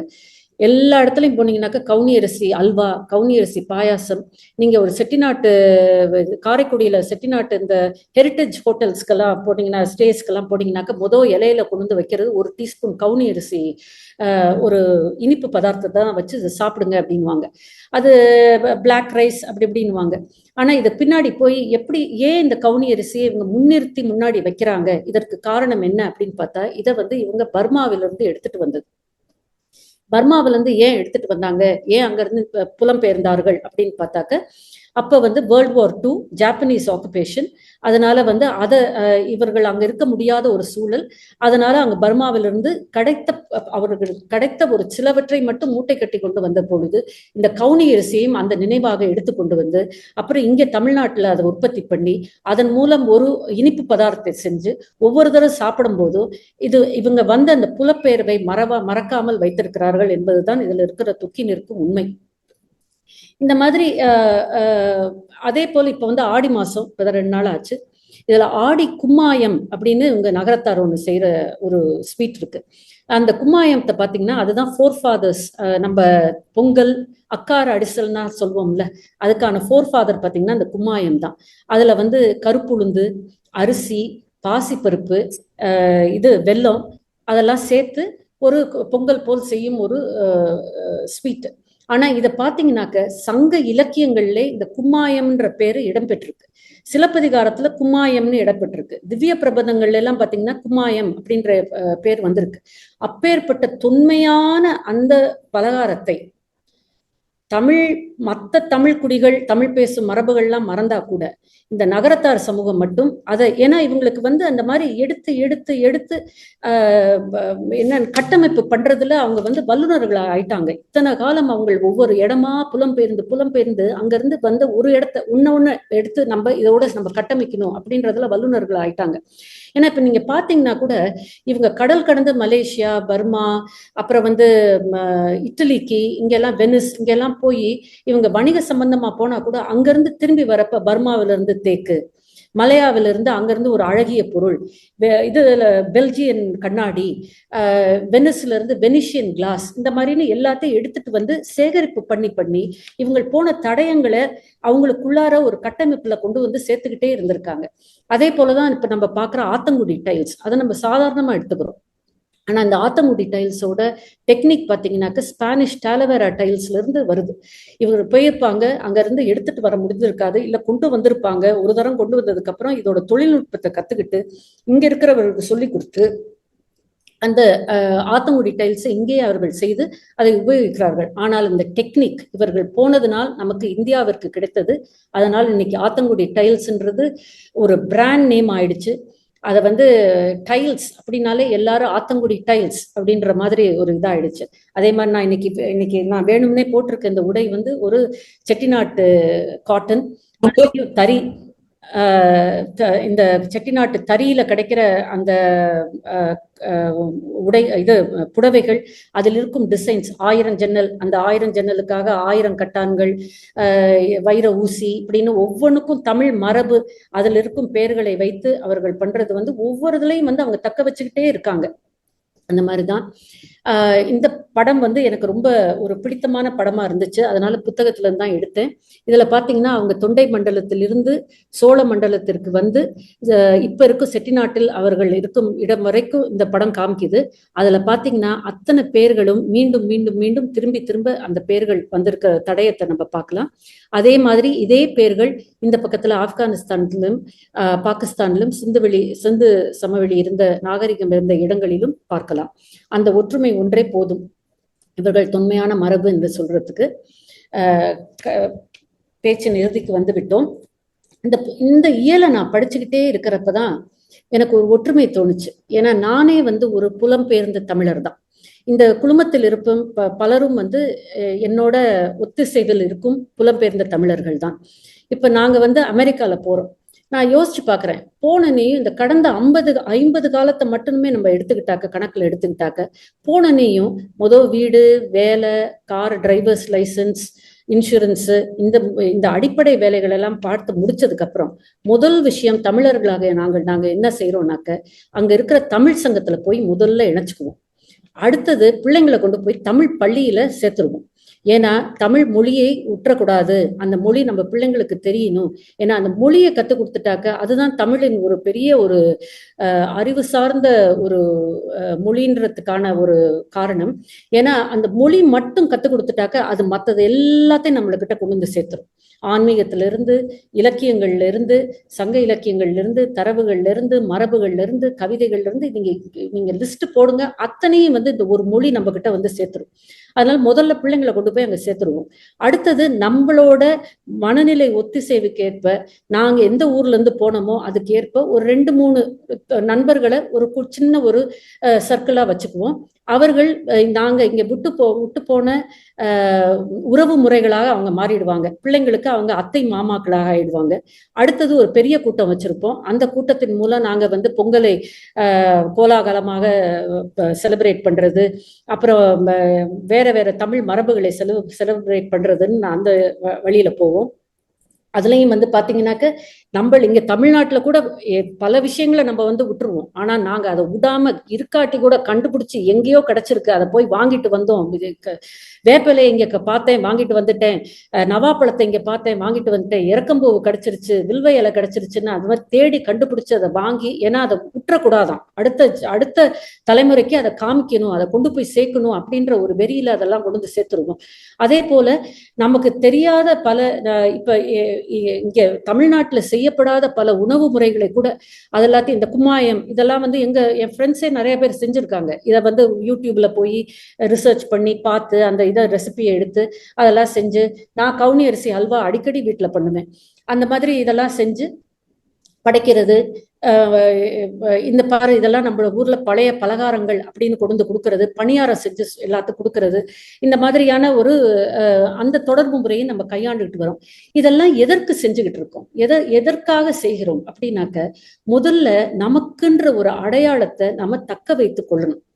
அந்த அடையாளம் இல்லாட்டி அப்புறம் வேற எது செஞ்சாலும் ஒரு பிரயோஜனம் இருக்காதுங்க. இதுக்கு ரொம்ப ஒரு எடுத்துக்காட்டு காமிக்கணும்னாக்க இந்த ஆப்பிரிக்கன் அமெரிக்கன்ஸை காமிக்கலாம். இவங்க வந்து அடிமைகளாக வந்ததுனால அவங்கள முதல்ல பண்ணது இவங்க என்னன்னாக்கா, ஆப்பிரிக்கால இருந்து கூட்டிட்டு வரப்பவே முதல்ல அவங்க பண்ணது என்னன்னா அவங்கள டீஹியூமனைஸ் பண்ணது. அதை டீஹியூமனைஸ் பண்றதுக்கு முதல்ல என்ன பண்ணாங்கன்னாக்கா அவங்க பேர்களை எடுத்து விடுவது, அவர்கள் வந்த ஊர்களின் தரவுகளை கம்ப்ளீட்டாக அந்த ரெக்கார்ட்ல இருந்து நீக்கி விடுவது, அவர்கள் பேசும் மொழி அதெல்லாத்தையும் அதெல்லாத்தையும் ஓவர்லுக் பண்ணிடுறது. அப்ப என்ன ஆயிடுது, இந்த வெறும் ஒரு மனுஷன் மிஷின் மாதிரி ஆயிடுறான், வேற ஒண்ணுமே இல்லை, அவன்கிட்ட இருக்கிறது அத்தனையும் ஸ்ட்ரிப் பண்ணிடுறாங்க. அப்புறம் அவனை புலம்பெயர்ந்து புது இடத்துக்கு கொண்டு வராங்க. கொண்டு வரப்ப அவனுக்கான அடையாளமாக அவனை வாங்கின அவனுக்கான ஓனர்ஸ் இருக்காங்க பாருங்க, அவங்க கொடுக்கறது தான், அவனை எந்த பேர் சொல்லி கூப்பிடுறாங்களோ அதுதான் அவன் பேராயிடுது. அவங்களோட கல்ச்சர் தான் இவனோட கல்ச்சர் ஆயிடுது, அவங்களோட சாப்பாட்டு முறை தான் இவனுக்கான சாப்பாட்டு முறையாகுது. இந்த விஷயத்துல பாத்தீங்கன்னா இவனோட அடையாளம் கம்ப்ளீட்டா அழிந்து போய்விடுகிறது. அதனாலதான் சுதந்திரம் பெற்று அந்த சிவில் வார் முடிஞ்சு அவங்க சுதந்திரம் பெற்று வந்தப்ப அமெரிக்க முறைப்படி அவங்களுக்கு சர்நேம் தேவைப்பட்டப்ப நிறைய பேத்துக்கு என்ன பேரு, அதாவது குடும்ப பேர் என்ன கொடுப்பதுன்றே அவங்களுக்கு தெரியல. அதனால அவங்க ஈஸியா எடுத்துக்கிட்டது என்னன்னாக்க முதல் வந்து ஃப்ரீமேன், ஏன்னா நான் வந்து ஃப்ரீ ஆயிட்டேன், அதுதான் என்னுடைய முதல் அடையாளம். இப்போ மார்கன் ஃப்ரீமன் அப்படின்னு நம்ம ஒரு ஹாலிவுட் ஆக்டர் நம்மளுக்கு தெரியும், அந்த மாதிரி அந்த ஃப்ரீமன் அப்படின்றத எடுத்துக்கிட்டாங்க. அடுத்தது வந்து இந்த சிவில் வார்ல இவங்களுக்காக சண்டையிட்ட தலைவர்கள் வாஷிங்டன், ஏப்ரஹாம் லிங்கன், அவர்கள் பேரை வந்து அவங்களோட சர்நேம்ஸா எடுத்துக்கிட்டாங்க. ஸோ இப்படி ஒரு அடையாளத்தை உருவப்படுத்தி தான் அவங்க மேல் நோக்கி வந்திருக்காங்க. அதே போல ஜூயிஷ் கஸ்டம்ல பாத்தீங்கன்னா இந்த ஹாலோகாஸ்ட்ல அவங்க பண்ணது என்னன்னாக்க பேர்களை நீக்கி இவங்களுக்கு நம்பர் கொடுத்ததுதான். எனக்கு தெரிந்த சின்சினாட்டியில் 2 ஹாலோகாஸ்ட் சர்வைவர்ஸ் இருக்காங்க, அவங்க கையில வந்து பச்சை குத்தி இருக்கும் நம்பர். ஆனா ஒரு கல்ச்சரல் மாரல் எட்டிக்கெட் படி அதை பத்தி நம்ம பேசக்கூடாது, அதை போட்டோ எடுக்கக்கூடாது, அதை கை நீட்டி காமிக்க கூடாதுன்ற ஒரு அடிப்படை யதார்த்தம் எங்களுக்கு எல்லாமே இருக்குது. ஆனா இந்த அவங்களுக்கு வந்து ஆனா எப்படி அவங்கள வந்து நிலைக்குலைய செய்ய வைத்த முதல் இதைய வந்து அவங்களுக்கு பேர்களை நீக்கி நம்பர்களாக கொடுத்து அவங்களை டீஹியூமனைஸ் பண்ணதுதான். அதே போல வந்து இப்ப இந்த பேரில் என்ன இருக்குது அப்படின்னு நம்ம ஆசிரியரே ஒரு அழகான பேப்பர் இப்போ ஒரு கட்டுரை எழுதியிருக்கிறாரு, அதை பத்தியும் யூடியூப்ல பேசியிருக்காரு. ரொம்ப ரொம்ப முக்கியம் பேர். ஏன்னா இப்ப வந்து எங்க சின்சினாட்டியில எங்க நண்பர் ஒருவர் வீடு கட்டினார், அவர் ராஜஸ்தான்ல இருந்து வந்தாரு. வீடு கட்டினே வீட்டுக்கு பேர் வந்து பிகானர் அப்படின்னு வச்சுட்டாரு, ஏன்னா அவர் அந்த ஊர்ல இருந்து வந்தவர். என்னுடைய கணவர் அவர் வாங்கும் அனைத்து கார்களுக்கும் நம்பர் பிளேட் வந்து மெட்ராஸ், வேற ஒண்ணுமே இருக்காது. அது கார்கள் மாறிக்கொண்டே இருக்கலாம், ஆனா நம்பர் பிளேட் ஒண்ணுதான், மெட்ராஸ். அதே போல வந்து எங்க இன்னொரு நண்பர் வந்து திடீர்னு நான் பேரை மாத்திட்டேன், பாஸ்போர்ட் புது பாஸ்போர்ட் வாங்கினேன், புது டிரைவர்ஸ் லைசன்ஸ் வாங்கினேன், அதுல என் பேரை மாத்திட்டேன், இன்னையில இருந்து என்னை வந்து ஆர்காட் பாஸ்கர்னு கூப்பிடுங்க அப்படின்ட்டார். ஏன்னா ஆனா அவர் பிறந்து வளர்ந்ததெல்லாம் சென்னை தான், இருப்பினும் அவர் முன்னோர்கள் வந்த இடம் ஆர்காட்டில் இருந்திருப்பாரா, அந்த ஆர்காட் பாஸ்கர் என்று தன்னோட பேரோட இணைச்சுக்கிட்டு, ஏன்னா அடுத்த தலைமுறைக்கு அதை கடத்திட்டு போகணும் அப்படின்ற அந்த ஒரே காரணத்தினால. அதனால இந்த பேர் காரணம்ன்றது ரொம்ப ரொம்ப முக்கியமானது. அதை தான் வந்து இந்த புத்தகத்திலும் ஆசிரியர் குறிக்கோள் காமிச்சிருக்கிறாரு. இயல்பான தொன்மை அடையாளத்தை தக்க வைத்து ஒரு அடையாள கட்டமைப்பை செய்து கொள்ள முடிகிறது. இந்த புலம்பெயர் சமூகங்கள் எல்லாமே அதை செய்யறாங்க. அடுத்தது பேர்வு மூலம் உண்டாகும் இடர்பாடுகள், இழப்புணர்வு, இதையெல்லாம் சந்திக்க உதவுகிறது. இந்த அடையாளம் கட்டமைச்சிருக்காங்க பாருங்க, அது வந்து இவங்க இழப்பு, இவங்களோட இழப்பாது அதெல்லாம் தைரியமா சந்திக்கிறதுக்கான ஒரு மருந்தாக உதவுகிறது. அப்புறம் பொது நினைவுகளை மீள் நினைவாக்கி தங்களது பொது அடையாளத்தை மீட்டுருவாக்கம் செய்ய உதவுகிறது. அந்த திருப்பி பிளாஷ்பேக் அந்த நினைச்சு பார்த்து அந்த அவங்க இதுல நினைவுகளை இது பண்றதுல இவர்களோட அடையாளத்தை மீட்டுருவாக்கம், ஒவ்வொரு ஜெனரேஷன்லையும் மீட்டுருவாக்கம் செய்ய உதவுகிறது. இந்த அருமையான புத்தகத்தை எழுதிய ஆசிரியருக்கும் இந்த இயலை படிக்க எனக்கு வாய்ப்பளித்தமைக்கும் நன்றிகளை கூறி இதனுடன் இந்த உரையை முடித்துக் கொள்கிறேன். மிக்க நன்றி சுபத்ரா. நேர கடந்து போயிடுச்சா நாகா? ஒரு மணி நேரம் சரியா இருக்கிறது. நிறைய புதிய தகவல்கள் வந்து நீங்க வழங்கி இருக்கிறீங்க. இது வந்து நம்ம நிறைய இன்னும் படிக்கிறதுக்கு வந்து ஆர்வத்தை தூண்டும் விதமா வந்து இருக்கு. நான் வந்து கரூரை சார்ந்தவன்றதுனால எனக்கே வந்து நிறைய விஷயங்கள் வந்து புதியதாக வந்து இருந்தது. மிக்க நன்றி உங்களோட இந்த உரைக்கு. அடுத்ததாக உரையாடல் கொஸ்டின் ஆன்சர் செக்ஷன். அதற்கு முன்னாடி பாலகிருஷ்ணன் ஐயா ஏதேனும் தகவல்கள் வந்து பகிர்ந்துக்கணும் அப்படின்னா அவரை நாங்க அழைக்கிறோம். அதன் பிறகு நம்ம கேள்வி பதிலுக்கு செல்லலாம். ஃபியூ மினிட்ஸ் தான் சொல்லுவேன். நான் ஒரு 10 நிமிஷம் கூட போயிடுவேன் என்ன ஏரியாவில். பரவாயில்ல. That's usual. ஒன்று வந்து Subhadra, it was a phenomenal. ஒரு ப்ரெசன்டேஷன், ஒரு வேல்யூ அடிஷன். அதாவது நான் இந்த புத்தகத்தை எழுதுனது மூலமா ஒரு ஆசிரியனா நான் எதிர்பார்க்கிறது இந்த வேல்யூ அடிஷன் தான். நீங்க இதுல நான் எழுதுனது ஒரு 75% சொல்லியிருந்தேன்னா, நான் ஆக்சுவலி எழுதாதது நீங்க ஒரு 25 to 30% நீங்க அதுல ஆட் பண்ணி தான் அந்த வேல்யூ அடிஷனை கொண்டு வந்துருங்க. கவுனி அரிசியில இருந்து உங்க வீட்டு பக்கத்துல இருந்தவர், ஆர்காட்ல இருந்து பேர் வச்சவர், இப்படிதான் வேல்யூ அடிஷன் பண்ண முடியும். நான் எங்கேயோ இந்த பிலாசபி, இந்த கான்செப்ட், இந்த மீள் நினைவுகள்னு வரும்போது நீங்க ஒரு வாழும் உதாரணத்து மூலமா அதை நீங்க ரீஎன்ஃபோர்ஸ் பண்ணும் போதுதான் இந்த புத்தகம் அதற்கான வலுவையே பெறுதுன்னு நான் நினைக்கிறேன். அண்ட் ஐ டிசர்வ் a கவுனி sweet when I come next time to US. I have already சின்சினாட்டில ஒரு மீட்டிங் போட்டுருவோம். போட்டு ஒரு கவுனி பண்ணிடலாம். சேர்த்து கொடுத்துருங்க. போட்டுருவோம். இதான் நாங்க வேற வரோம். அக்டோபர்ல வரோம். இப்ப 2 விஷயம். இந்த கொஸ்டின்ஸ்க்கு போறதுக்கு முன்னாலுமே ஒரு கேள்வியே கூட வந்திருந்தது. இந்த 2 சமூகம் மட்டும்தான், நான் கூட அதுக்கு ஆன்சர் பண்ணியிருந்தேன், ஐ எம் ஸ்கேர்ட் அப்படின்னு சொல்லி. இந்த 2 சமூகம் மட்டும்தான் இப்படி இருக்கா, அல்லது வேற சமூகங்கள்லாம் இருக்குன்னா நிறைய சமூகங்கள் அப்படிதான் இருக்கு. நான் வந்து பிளேஸ் நேம் மூலமா அவங்கள நிறுவ முடியும். அவங்களுடைய நாடு, கூட்டம், ஒவ்வொருத்தவங்களுமே கூட்டம் இருக்கு. இப்போ நீங்க பிரமலை கல்லர்னா அது தனியா நாடு, கருமாத்தூர் நாடு, இந்த நாடு அந்த நாடுன்னு இருக்கும். இப்ப வன்னியரும் போனீங்கன்னா அவங்களுக்குள்ள இருக்கும், எல்லாருக்கும் இருக்கும். நீங்க தமிழ்நாட்டு மக்கள்ல நிறைய பேர் இருக்கக்கூடிய எல்லாருக்கும் ஒரு மாதிரி இருக்கும். இதுல ப்ராப்ளம், நான் இந்த 2 சொசைட்டியை மட்டும் தேர்ந்தெடுத்ததுக்கு மல்டிபிள் ரீசன்ஸ். ஒன்று வந்து நான் வந்து பேசிக்கா இண்டஸ் வேலிக்குன்னு ஒரு அடையாளமா நினைக்கிறது. இண்டஸ் வேலிங்கிறது it's not a product of ideology, it's a product of socio economic. ஒரு சமூக பொருளாதார அரசியல் கட்டமைப்பு தான் சிந்துவெளி நாகரிகமா வந்திருக்கும், அதுதான் சங்க இலக்கியமா இருந்திருக்கும். அப்ப ஒரு பேசிக் ஃபவுண்டேஷன் இல்லாம ஒரு ஒரு ஒரு அப்பர் ஸ்டோரி வரவே முடியாது. ஒரு வேளாண்மை, இந்த வேளாண்மையில இருக்கக்கூடிய உபரி சர்ப்ளஸ் அக்ரிகல்ச்சர் இல்லாம ஒரு சர்ப்ளஸ் எக்கானமியோ ஒரு வியாபாரமோ ஒரு கடல் கடந்த வடிவமே தொடங்கவே முடியாது. இது எல்லாத்துக்குமே பேசிஸ் வந்து அக்ரிகல்ச்சர், சர்ப்ளஸ் அக்ரிகல்ச்சர், அதுவும் இரிகேட்டட் அக்ரிகல்ச்சர், இதுதான் தொடக்கமே. அப்ப நான் வந்து இதுக்கு ஒரு ரெப்ரசன்டேட்டிவ் கல்ச்சரா, ஒரு சொசைட்டியா நான் தமிழ்நாட்டை எடுத்துக்கிறது. இது ஃபர்ஸ்ட் ரீசன், ஒரு கொங்கு வேளாளர். ரீசன் நம்பர் 1, சங்க இலக்கியத்துல வந்து காடு குன்று நாடாக்கி குளம் தொட்டு வளம் பெருக்கி அப்படின்னு சொல்லும் போது, you have to kill the forest, you have to cut the trees and you have to dig the pond, அப்புறம் வளம் பெருக்கணும். இதுதான் விவசாயத்துக்கு. இது அப்படின்னா ஒரு வேளாண்மை சார்ந்த ஒரு சமூகமா இருக்கும். அவங்கள வேளாண்மை சார்ந்தவங்க அவங்கள ஐடென்டிஃபை பண்ணிருக்கணும். இன்னைக்கு வரைக்கும் அந்த வேளாண்மையில அவங்களுக்கு ஈடுபாடு இருக்கணும். இன்னைக்கு வரைக்கும் கூட எனக்கு தெரிஞ்ச கொங்கு வேளாளர் நண்பர்கள் அங்க இருக்கக்கூடியவங்களாம் என்கிட்ட 100 ஏக்கர் இருக்கு, 200 ஏக்கர் இருக்குன்னு 80s 90s படத்துல வந்தது மாதிரி ஒரு பெரிய வீடு இருந்தா பொம்பளை பிள்ளைங்களாம் நம்மளை கல்யாணம் பண்ணிக்கிடுவாங்க அப்படிங்கிற எதிர்பார்ப்புல அங்கெல்லாம் 100 ஏக்கர் 200 ஏக்கர் வச்சுக்கிட்டு இருக்காங்க. இப்ப பிள்ளைங்க வந்து நீ ஐடியில வேலை பார்க்கறியான்னு கேட்குது, அது வேற விஷயம். ஆனா த ஃபேக்ட் ரிமைன்ஸ் தட் இன்னைக்கு வரைக்கும் ஒரு மனோரமா மாதிரி ஒரு கேரக்டரு ஒரு கொங்கு படத்துல காட்டணும்னா அவங்க விவசாயம் பண்ணிட்டு இருப்பாங்க, வெள்ளைச்சேலை கட்டியிருப்பாங்க, அவங்க சொந்த காலில் ஒண்டி அவங்க விவசாயம் பண்ணுவாங்க. இன்னைக்கு வரைக்கும் எனக்கு அமெரிக்காவுக்கு போனாலும் இங்க இருந்தாலும் தன்னுடைய மண்ணு, தன்னுடைய கிணறு, தன்னுடைய நிலம் அப்படின்னு யோசிச்சு திருப்பி இங்க டச்சில் இருக்கிறவங்க எனக்கு தெரிஞ்ச என்னுடைய கொங்கு நண்பர்கள் தான். அவங்க வந்து ஸ்காட்லாண்டில் இருக்கலாம், அவங்க யூகேல இருக்கலாம், அவங்க யூஎஸ்ல இருக்கலாம்.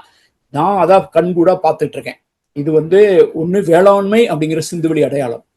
இன்னொரு அடையாளம் வந்து ஒரு ட்ரேடு ஸ்பெசிபிக், கடல் கடந்து வணிகம் பண்ற, சுமேரியாவோட வியாபாரம் பண்ண, வேல்யூ அடிஷன் பண்ண ஒரு வியாபாரம், ஒரு வணிகர் கூட்டம்.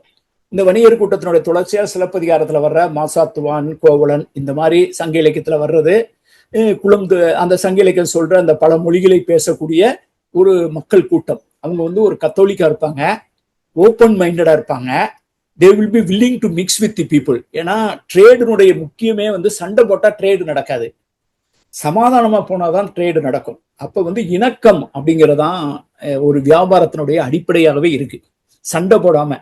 அப்பதான் அதனாலதான் வந்து மொழி பல பெருகிய பழிதீர் தேயத்து புலம்பெயர் மாக்கள் கலந்து இனிது உறையும் முட்டாச்சிறப்பின் பட்டினம் பெரினும் அப்படின்னு பட்டினப்பாளையில வர்ற லைனை வந்து நான் வந்து ஒரு trading community, Indus trading community, Silappatikaram இல்ல ட்ரேடிங் கம்யூனிட்டி, இன்னைக்கு இருக்க ட்ரேடிங் கம்யூனிட்டிக்கு நான் ஒரு உதாரணமா எடுத்துக்கிறேன்.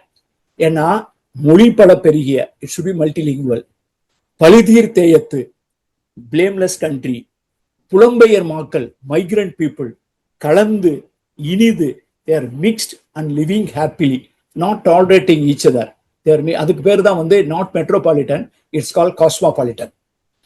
அந்த காஸ்மோபாலிட்டன் ஸ்பிரிட் இந்த இண்டஸ் பீப்புளுக்கு நான் ஃபீல் பண்றேன். அதனாலதான் அவன் வந்து சுமேரியாவுக்கு போறான், மெழுகுவாங்க போறான், டிரான்ஸ்லேட்டரை கூப்பிட்டு போறான், வியாபாரம் பண்றான். அந்த மாதிரி ஒரு what ever it the reason maybe, இந்த ரெண்டு கம்யூனிட்டி நான் இண்டஸ்ட்ரியோடைய பேசிக் ஸ்ட்ரென்த் அப்படின்னு நினைச்சனால ஒரு ரெப்ரஸன்டேட்டிவ் கம்யூனிட்டியை நான் தமிழ்நாட்டில் தேடி பிடிச்சேன். இது வந்து ஃபர்ஸ்ட் ரீசன். ரெண்டாவது ரீசன் வந்து என்னன்னு கேட்டீங்கன்னா, இந்த ரெண்டு கம்யூனிட்டி தான் தன்னை பத்தி எழுதியிருக்கக்கூடிய வரலாற்று கதைகள்ல நாங்க இங்க இருக்கிற இடம், அதாவது இப்ப இருக்கிற இடம், அதாவது கொங்கு வேளாளர்னா சேலம், ஈரோடு, கோயம்புத்தூர், திருப்பூர், இந்த பகுதி அப்படின்னு சொல்ற அந்த கொங்கு மண்டலம் அப்படின்னு சொல்ற இடத்துல நான் இங்கேயே குட்டிக்கரணை போட்டு இங்கேயே 2 கோடி வருஷமா இருந்து நட்டமா நின்றவன் இல்லைன்னு அவன் சொல்றதே கிடையாது.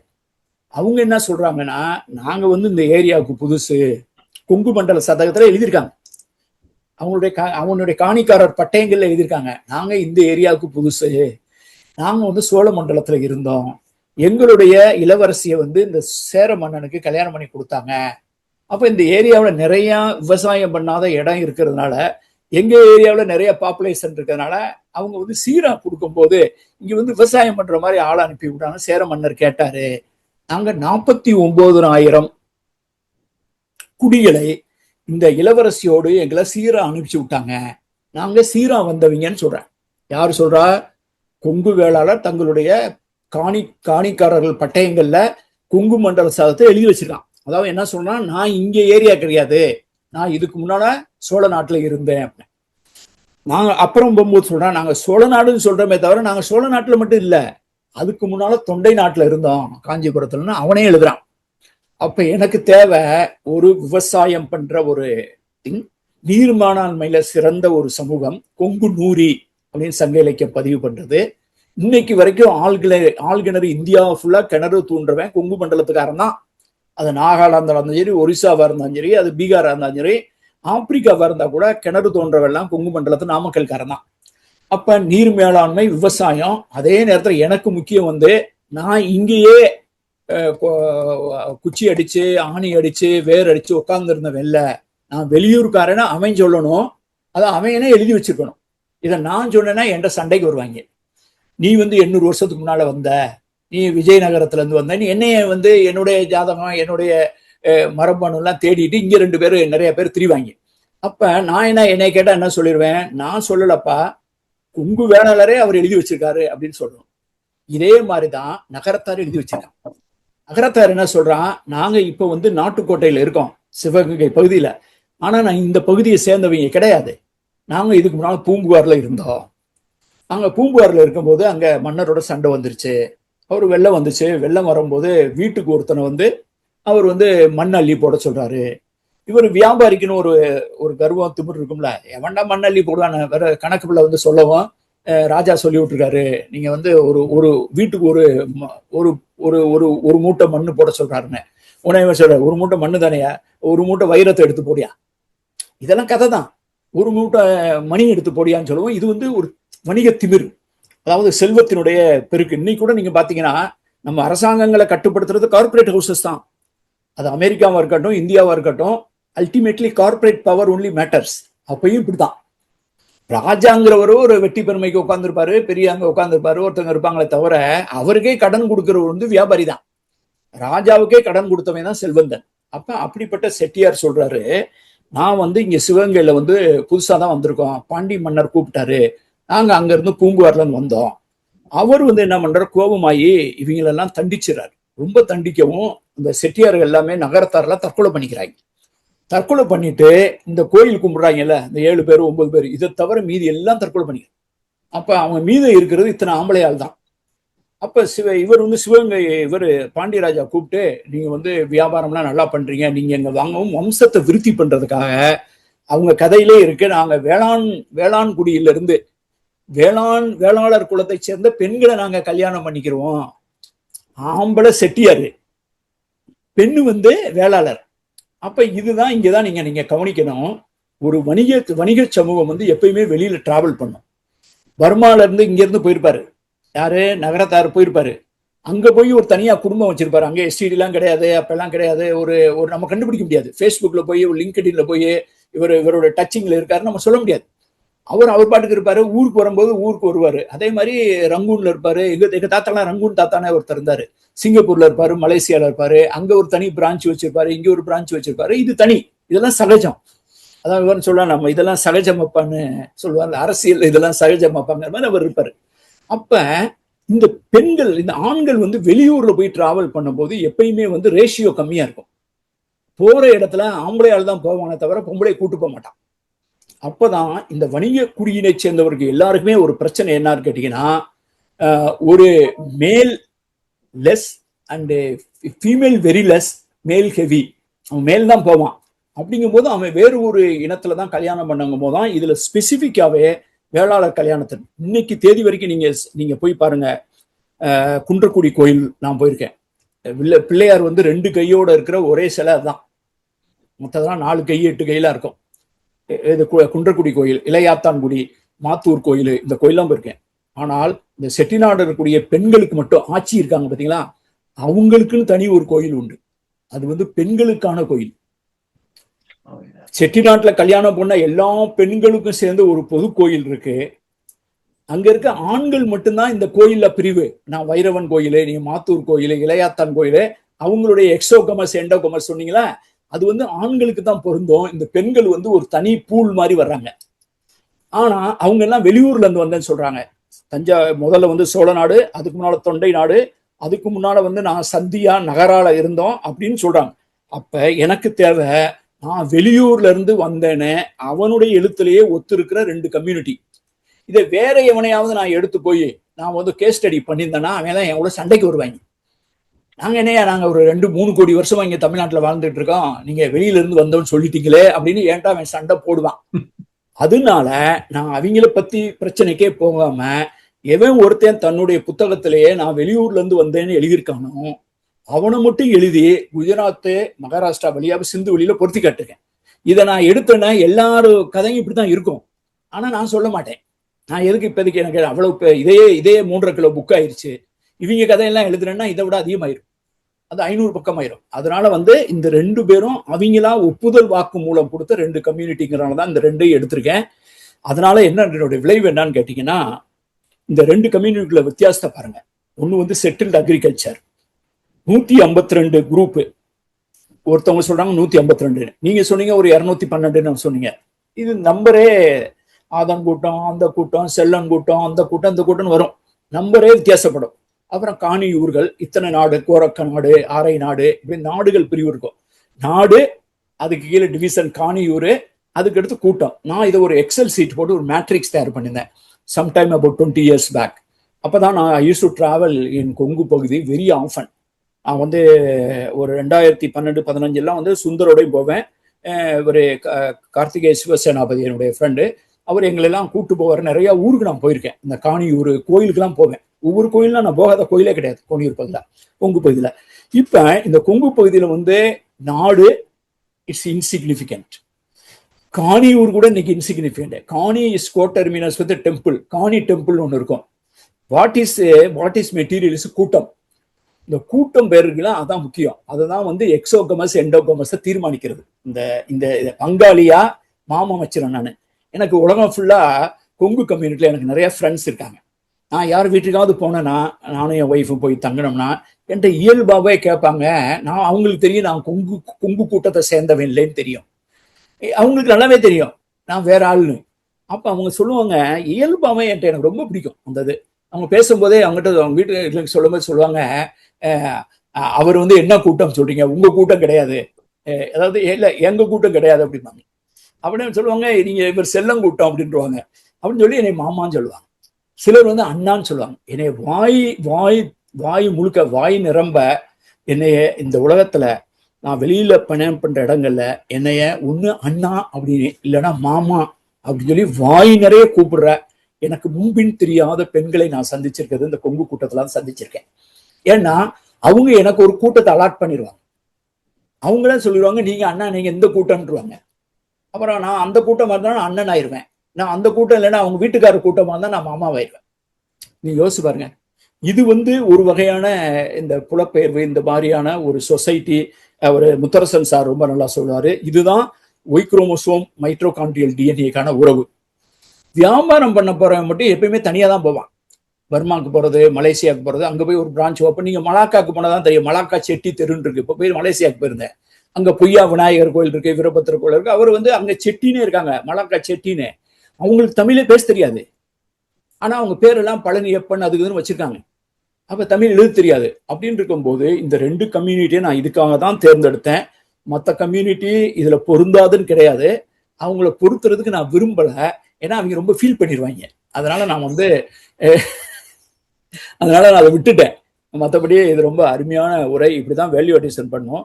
என்னுடைய விருப்பமே என்னன்னு கேட்டீங்கன்னா, இந்த செஷன் இருக்குல்ல, இது நான் எதுக்கு தொடர்ந்து நான் எப்படியாவது அட்டன் பண்றேன்னா, இதனுடைய விளைவா எனக்கு தெரியல, பாமா, ஸ்ரீதேவி, சுபத்ரா எல்லாம் சேர்ந்து என்ன முடிவு எடுக்க போறீங்கன்னு தெரியல.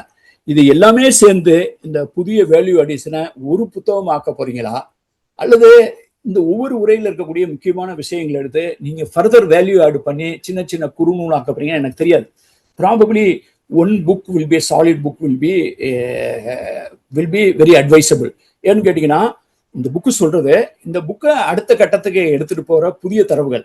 அன்னைக்கு சொன்னாங்களே பாலியோ பெட்டானிக்கல் அந்த ஸ்டடீஸ்ல இருந்து ஒரு தரவுகள் கொடுத்தாங்க. நானும் இதான் தரவு. இப்ப நான் சொல்ற கால்களி தேக்கிலை என்னுடைய சிந்துவெளி புத்தகத்தினுடைய இன்னொரு சாப்டர். நான் இந்த வழித்தொழில் ஆண்ட உறவோன் அப்படிங்கிறது அந்த சிந்துவெளி புக்கினுடைய இன்னொரு சாப்டர். ஆனா நான் எழுத மாட்டேன், நான் தனித்தனியா போடுவேன். நான் என்னுடைய because I am busy with my next book which is totally different. அதனால நீங்க எல்லாம் பண்ணணும்னு நான் விரும்புறேன். Phenomenal, is absolutely unbelievable. Subhatra, hats off to you. Thank you. நன்றி ஐயா. அரசு ஐயா கை உயர்த்திருக்காரு. ரொம்ப சின்னது. சரிங்க ஐயா. ரொம்ப அருமையான உரை. நம்ம இப்ப 1.5 மணி நேரத்துல ஹார்ட் ஸ்டாப் பண்றதுன்னு ஒரு முடிவு பண்ணியிருக்கோம். ஏன்னா 6 டைம் ஜோன்ல இருந்து இந்த பேச்சை கேட்டுக்கிட்டு இருக்கிறதுனால இப்ப ஏற்கனவே 1.25 மணி நேரம் ஆயிடுச்சு. அதனால ஒரு 10 நிமிஷம் அலோ பண்ணுங்க, யாராவது பேசுறாங்க. இல்ல இது பண்ணுவோம் நம்ம. அதனாலதான் நம்ம சுபத்ரா உங்களையும் நேரத்தை சொல்ல வேண்டியதா போச்சு. ஒரு சிறு இது சொல்லிட்டாங்க, ஏன் 2 சமுதாயத்தை மொத்தம் எடுத்தோம், எல்லா சமுதாயமும் உங்களாம். இப்ப நீங்க சொன்னது கட்டுச்சோறு, தாய் தெய்வம், இது மாதிரி சொல்லிட்டே போலாம். பல இது அந்த 2 சமுதாயத்தின் போல தான் இருக்கும். சாதியே கூட பட்ட பெயர்னு சொல்லுவாங்க. இப்ப கவுண்டருங்கிறது எல்லாரும் போட்டு இருக்கிற மாதிரி நம்ம எல்லாருமே நகரத்தார் தான் இல்லையா? இப்ப நகரத்துல வாழ்றோம், நம்ம நகரத்தார் தான். அதனால நம்ம நான் சொல்லுவேன், நகரத்தாரு விவசாயம் செலவு வேளாண் கொங்கு வேளாண் சொல்லிக்குவோம். அதனால நம்ம எல்லாத்துக்கும் போறோம். இவங்க காரணம் அழகா சொல்லிட்டாங்க. இப்போ ஏன் இந்த 2 எடுத்து அது 2லயே நாங்க நாடோடிகள், நாங்க ஊரா போறோங்கிற சொல்லிட்டாங்க. அதனால மகிழ்ச்சி. ரொம்ப அருமையான உரை. நீங்க என்ன நினைக்கிறீங்க அதை பத்தி? எல்லா சமுதாயத்தையுமே கட்டுச்சோறு கட்டி ரொம்ப தூரம் போறது, தாய் தொழில் வழிபாடு, கலை, கும்மி. இப்ப வாசை குளந்தசாமி ஐயா சொல்லுவாரு, தமிழர்கள் ஒரு 5 சமுதாயத்துல உலகம் பூரா பரவுறாங்க, வெளியூர் போறதை பத்தி தயங்கிறதே இல்லை. அது தமிழர்களுக்கு, எல்லா தமிழர்களுக்கும் உள்ள ஒரே பண்பு. அதை பத்தி உங்க கமெண்ட். வேற ஒண்ணு இல்லை. என்ன கேக்குறீங்களாங்க ஐயா? நீங்க சொல்லுங்க. நீங்க ஒண்ணு கவனிச்சிருக்கீங்களா? கொங்கு சமூகத்துல கல்யாணம் பண்ணும்போது சமஸ்கிருத மந்திரங்கள்லாம் உச்சரிக்கிறதுலாம் இப்பதான் புதுசா ரீல்ஸ் போடுறாங்க. சடங்கு வச்சதுக்கு மாமன் குச்சி கட்டினா, பண ஓலையை கட்டினான்னு இப்ப புதுசா ரீல்ஸ் எல்லாம் போட்டுக்கிட்டு இருக்காங்க. அப்படிலாம் கிடையாது. அவங்க சீர்காரர், அருமைக்காரர், தமிழ்ல தான் அவங்க அருமையா சொல்லுவாங்க. இல்லாத கல்யாணங்கள் இந்த சீர்காரர், அருமைக்காரர்ன்ட்டு. அப்ப ஒருத்தர் கூட கேட்டிருந்தாரு, இந்த நாவிதர் இந்த மாதிரி இருக்கிறதெல்லாம் ஜாதிய பிரிவை காட்டுதா அல்லது என்னது? நான் என்ன நினைக்கிறேன்னா, அது ஒரு சோசியோ எக்கனாமிக் யூனிட்டா நினைக்கிறேன். ஒரு சமூகத்துல விவசாயம் பண்றவங்க வேணும், விவசாயத்துல வேலை பார்க்கறவங்க வேணும், குடி வெட்டுறவங்க வேணும், துணி துவைச்சு கொடுக்குறவங்க வேணும். இப்படி கொங்கு புலவர்னு ஒருத்தர் இருப்பாரு. அவர்கிட்ட வந்து இது குழந்தை பிறந்தவுடனே அவர்கிட்ட பால் கொடுத்து ஒரு வெள்ளி செம்புல பால் கொடுத்து அந்த கொங்கு புலவர் அவர் எச்சி வச்சு குடிச்சிட்டு அதை வந்து இப்ப எல்லாம் செய்ய மாட்டாங்க, அது வந்து அவருடைய மரபுல இருக்கு, அந்த குழந்தைக்கு அதை ஊட்டி விடுவாங்க. அப்படின்னா அந்த கொங்கு புலவருடைய அந்த புலமை வந்து இந்த குழந்தைக்கு வரணும்ட்டு. நீங்க நல்லா யோசிச்சு பாருங்க, கம்பனை யார் ஆதரிச்சா? இல்ல இந்த புலவர்களே ஐயா இது கம்பர் வழி வந்தவர்கள் தான் சொல்லிக்கிறாங்க. அவங்க கம்பர் வழி வந்தவன் சொல்லுவாங்க, குலத்தொங்கனோட சண்டை போடுவாரு. அப்ப மன்னரை விட இங்க இந்த ஏரியாவை சேர்ந்த ஒரு வள்ளல் தான் முக்கியம்னு நினைக்கிறதான் இது. நீர் மேலாண்மையில பாருங்க, இன்னைக்கு வரைக்கும் இந்த இவருடைய பென்னி குயிக் மாதிரி அங்க கட்டினாரு இவரு காளிங்கராயன் கால்வா இருக்கு பாருங்க, அதெல்லாம் பினாமினல் கான்டூர் இரிகேஷன். அதை வந்து பாம்பு பின்னாலேயே போனாருன்னு கதை சொல்லுவாங்க. அது பாம்பு பின்னாலே எல்லாம் போகல, that is called contour irrigation. It's a gradient. அதனால சுத்தி போகுது. அவங்க கூட்டத்துக்காரங்களுக்கெல்லாம் தண்ணி கொடுக்கறதுக்காக கூட்டு போறாருன்னு அவர் மேல பழி போட்டாங்க. அதனால எங்க கூட்டத்துக்காரங்க அந்த தண்ணியை யூஸ் பண்ண மாட்டாங்கன்னு அவர் சபதம் போட்டாரு. அவங்க நீங்க எடுத்து பாத்தீங்கன்னா இது ஒரு சோசியோ எக்கனாமிக் யூனிட். ஒரு யூனிட் வந்து எனக்கு வந்து கொங்கு கம்யூனிட்டி எப்படி தோணுன்னு கேட்டீங்கன்னா, they moved as a group. அதனாலதான் கொங்கு வேளிர் அந்த 49 வழிமுறை வந்த வேலூரில் வேலே அப்படின்னு சங்க இலக்கியத்தில் சொல்றது அதனுடைய அடிப்படையிலாம் நான் நினைக்கிறேன். அரசையா உங்க கேள்விக்கு விடை கிடைச்சிருச்சுங்களா? ஒரு என்னன்னு சொல்றதுங்க, ஒரு கேலியான ஒரு தரவை சொல்லிட்டு இதோட முடிச்சுக்கலாம். இந்த கொங்கு வேளாளர்கள் வந்து இந்த பூக்கட்டி போட்டு பார்த்து முடிவெடுக்கிறது, பள்ளி சகுனம் கேட்டு இது சடங்குகள் செய்யறது, திருமண முயற்சிகள் செய்யறது, இதெல்லாம் வந்து போட்டிருக்காங்க. ஏன்னா அவங்க வந்து அந்த இயற்கையோட இணைந்த ஒரு கூட்டமா இருக்கிறதுனால இதுல எல்லாம் ரொம்ப முக்கியத்துவம் கொடுத்து இது பண்றாங்க. எங்க அப்பா அம்மாவோட திருமணம் வந்து பள்ளி சகுனம் கேட்டு சங்க இலக்கியத்துல அது இருக்கு. ஆமா, பள்ளி சகுனம் கேட்டுதான் முடிவான கல்யாணம். அதனால அவங்களுக்குள்ளாட ஆர்குமெண்ட் சண்டை வரப்போ ஊர்ல இருக்க பள்ளிகளை பூரா திட்டுவாங்க. அது நாங்க சின்ன பிள்ளையா இருக்கிறப்ப உட்காந்து நாங்க இதை பார்ப்போம், எதுக்காக இவங்க பள்ளியெல்லாம் திட்டிக்கிட்டு இருக்காங்க. எங்க அம்மா இந்த பக்கத்துல ஒரு பள்ளியை திட்டுவாங்க, எங்க அப்பா அந்த பக்கத்துல ஒரு பள்ளியை திட்டுவாங்க. அப்படின்னா அதுக்கு பேரு பள்ளி அறை கிடையாது, பள்ளி அறை. எல்லாம் இந்த பள்ளியால வந்த வேணா, அதேதான், எல்லாம் இந்த பள்ளியால வந்த வேணா அப்படின்னு தான் சொல்லி இது பண்ணுவாங்க. ஆனா நாங்க இத சின்ன பிள்ளையில பார்த்தத ஒரு ஆச்சரியத்தோட பார்த்தோம், இப்ப சிரிப்பா இருக்குது. ஆனா அடுத்த ஜெனரேஷன்ல இதுக்கெல்லாம் சொன்னா கூட அவங்களால புரிஞ்சுக்க முடியுமான்றது கூட என்னால யோசிச்சு பார்க்க முடியல. அந்த மாதிரி ஒரு அழகான ஒரு சமூக கட்டமைப்பா இருந்திருக்கு நம்மளோட தமிழ் சமூக கட்டமைப்பு. நன்றி. நேரம் கொடுத்ததுக்கு ரொம்ப நன்றிங்க ஐயா எல்லாத்துக்கும். மணி, உங்களிடமிருந்து கேள்விகளும் தகவல்களும் இருந்தது, நீங்க ஏதாவது சொல்ல விரும்புறீங்களா? நம்ம அதை இதுல வாட்ஸ்அப்ல தொடரலாம், ஏன்னா இது ரொம்ப நேரம் ஆயிடுச்சுன்ட்டு நம்ம ஐயா சொல்லியிருக்காரு. அதனால இதோட நிறைவு செஞ்சுக்கலாம். நம்ம உரையாடல் தொடர்ந்தோம்னா இன்னும் ஒரு மணி நேரம் போகும். கண்டிப்பாக ஐயா. நம்ம வாட்ஸ்அப்ல அதை பத்தி உரையாடலாம் ஐயா. நன்றி நவுதல் வழங்க மணிவண்ணன் ஐயாவை அழைக்கிறேன். நன்றிங்க. தமிழ்த்தாய் வாழ்த்து சிறப்பாக செய்த திருமிகு ஸ்ரீதேவி அவர்களுக்கும், வரவேற்புரையை தொடர்ந்து ஏதாவது ஒரு புதிய செய்தியை கொடுத்து கொண்டிருக்கும் முனைவர் அரசு செல்லையா அவர்களுக்கும் நன்றி. சென்ற வார மீள்பார்வை மிகச் சுருக்கமாக அறிமுகம் செய்த திருமிகு ஸ்ரீதேவி அவர்களுக்கு மீண்டும் நன்றி. இந்த வார திறனாய்வாளர் அறிமுகத்தை செய்த பேராசிரியர் ராஜ் முத்தரசன் சிறப்பாக செய்தார். நிகழ்ச்சியை தொகுத்து வழங்கி வரும் நாகராஜன் அவர்களுக்கும் மிக்க நன்றி. இந்த வார திறனாய்வாளர் திருமிகு சுபத்ரா சுரேஷ் அவர்கள் கொங்கு மற்றும் நகரத்தார் மரபுகள் சிந்துவெளி சூழலின் தற்பி மிகச் சிறப்பாக திறனாய்வு செய்திருக்கிறார். அவருடைய பட்டறிவுகளை பற்றியும் அமெரிக்க அனுபவங்களை பற்றியும் புலம்பெயர்ந்தார் அமைப்புகளை பற்றியும் சொன்னது வந்து இதுக்கு ரொம்ப சிறப்பான கூடுதல் செய்திகளை சேர்த்தது. அதற்கு மிக்க நன்றி. உரையாடல் கலந்து கொண்ட உறுப்பினர்களுக்கு மிக்க நன்றி. நூலாசிரியர் பாலகிருஷ்ணன் வழக்கம் போல் இந்த முறையும் தன்னுடைய சிறப்பான கருத்துக்களை பகிர்ந்தார், அவருக்கு மிக்க நன்றி.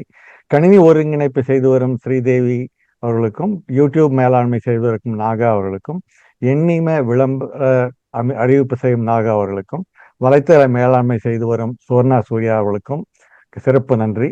அடுத்த வார திறனாய்வாளர் திருமிகு விமலா தேவி அவர்கள் இயல் 15 ஆடுகளம் விளையாட்டு என்னும் வாழ்வியல் என்ற தலைப்பு பற்றி திறனாய்வு செய்ய இருக்கிறார். அடுத்த கூட்டத்தில் பார்க்கும் வரை உங்களிடமிருந்து விடை பெறுவது மணிவண்ணன். Thanks a lot.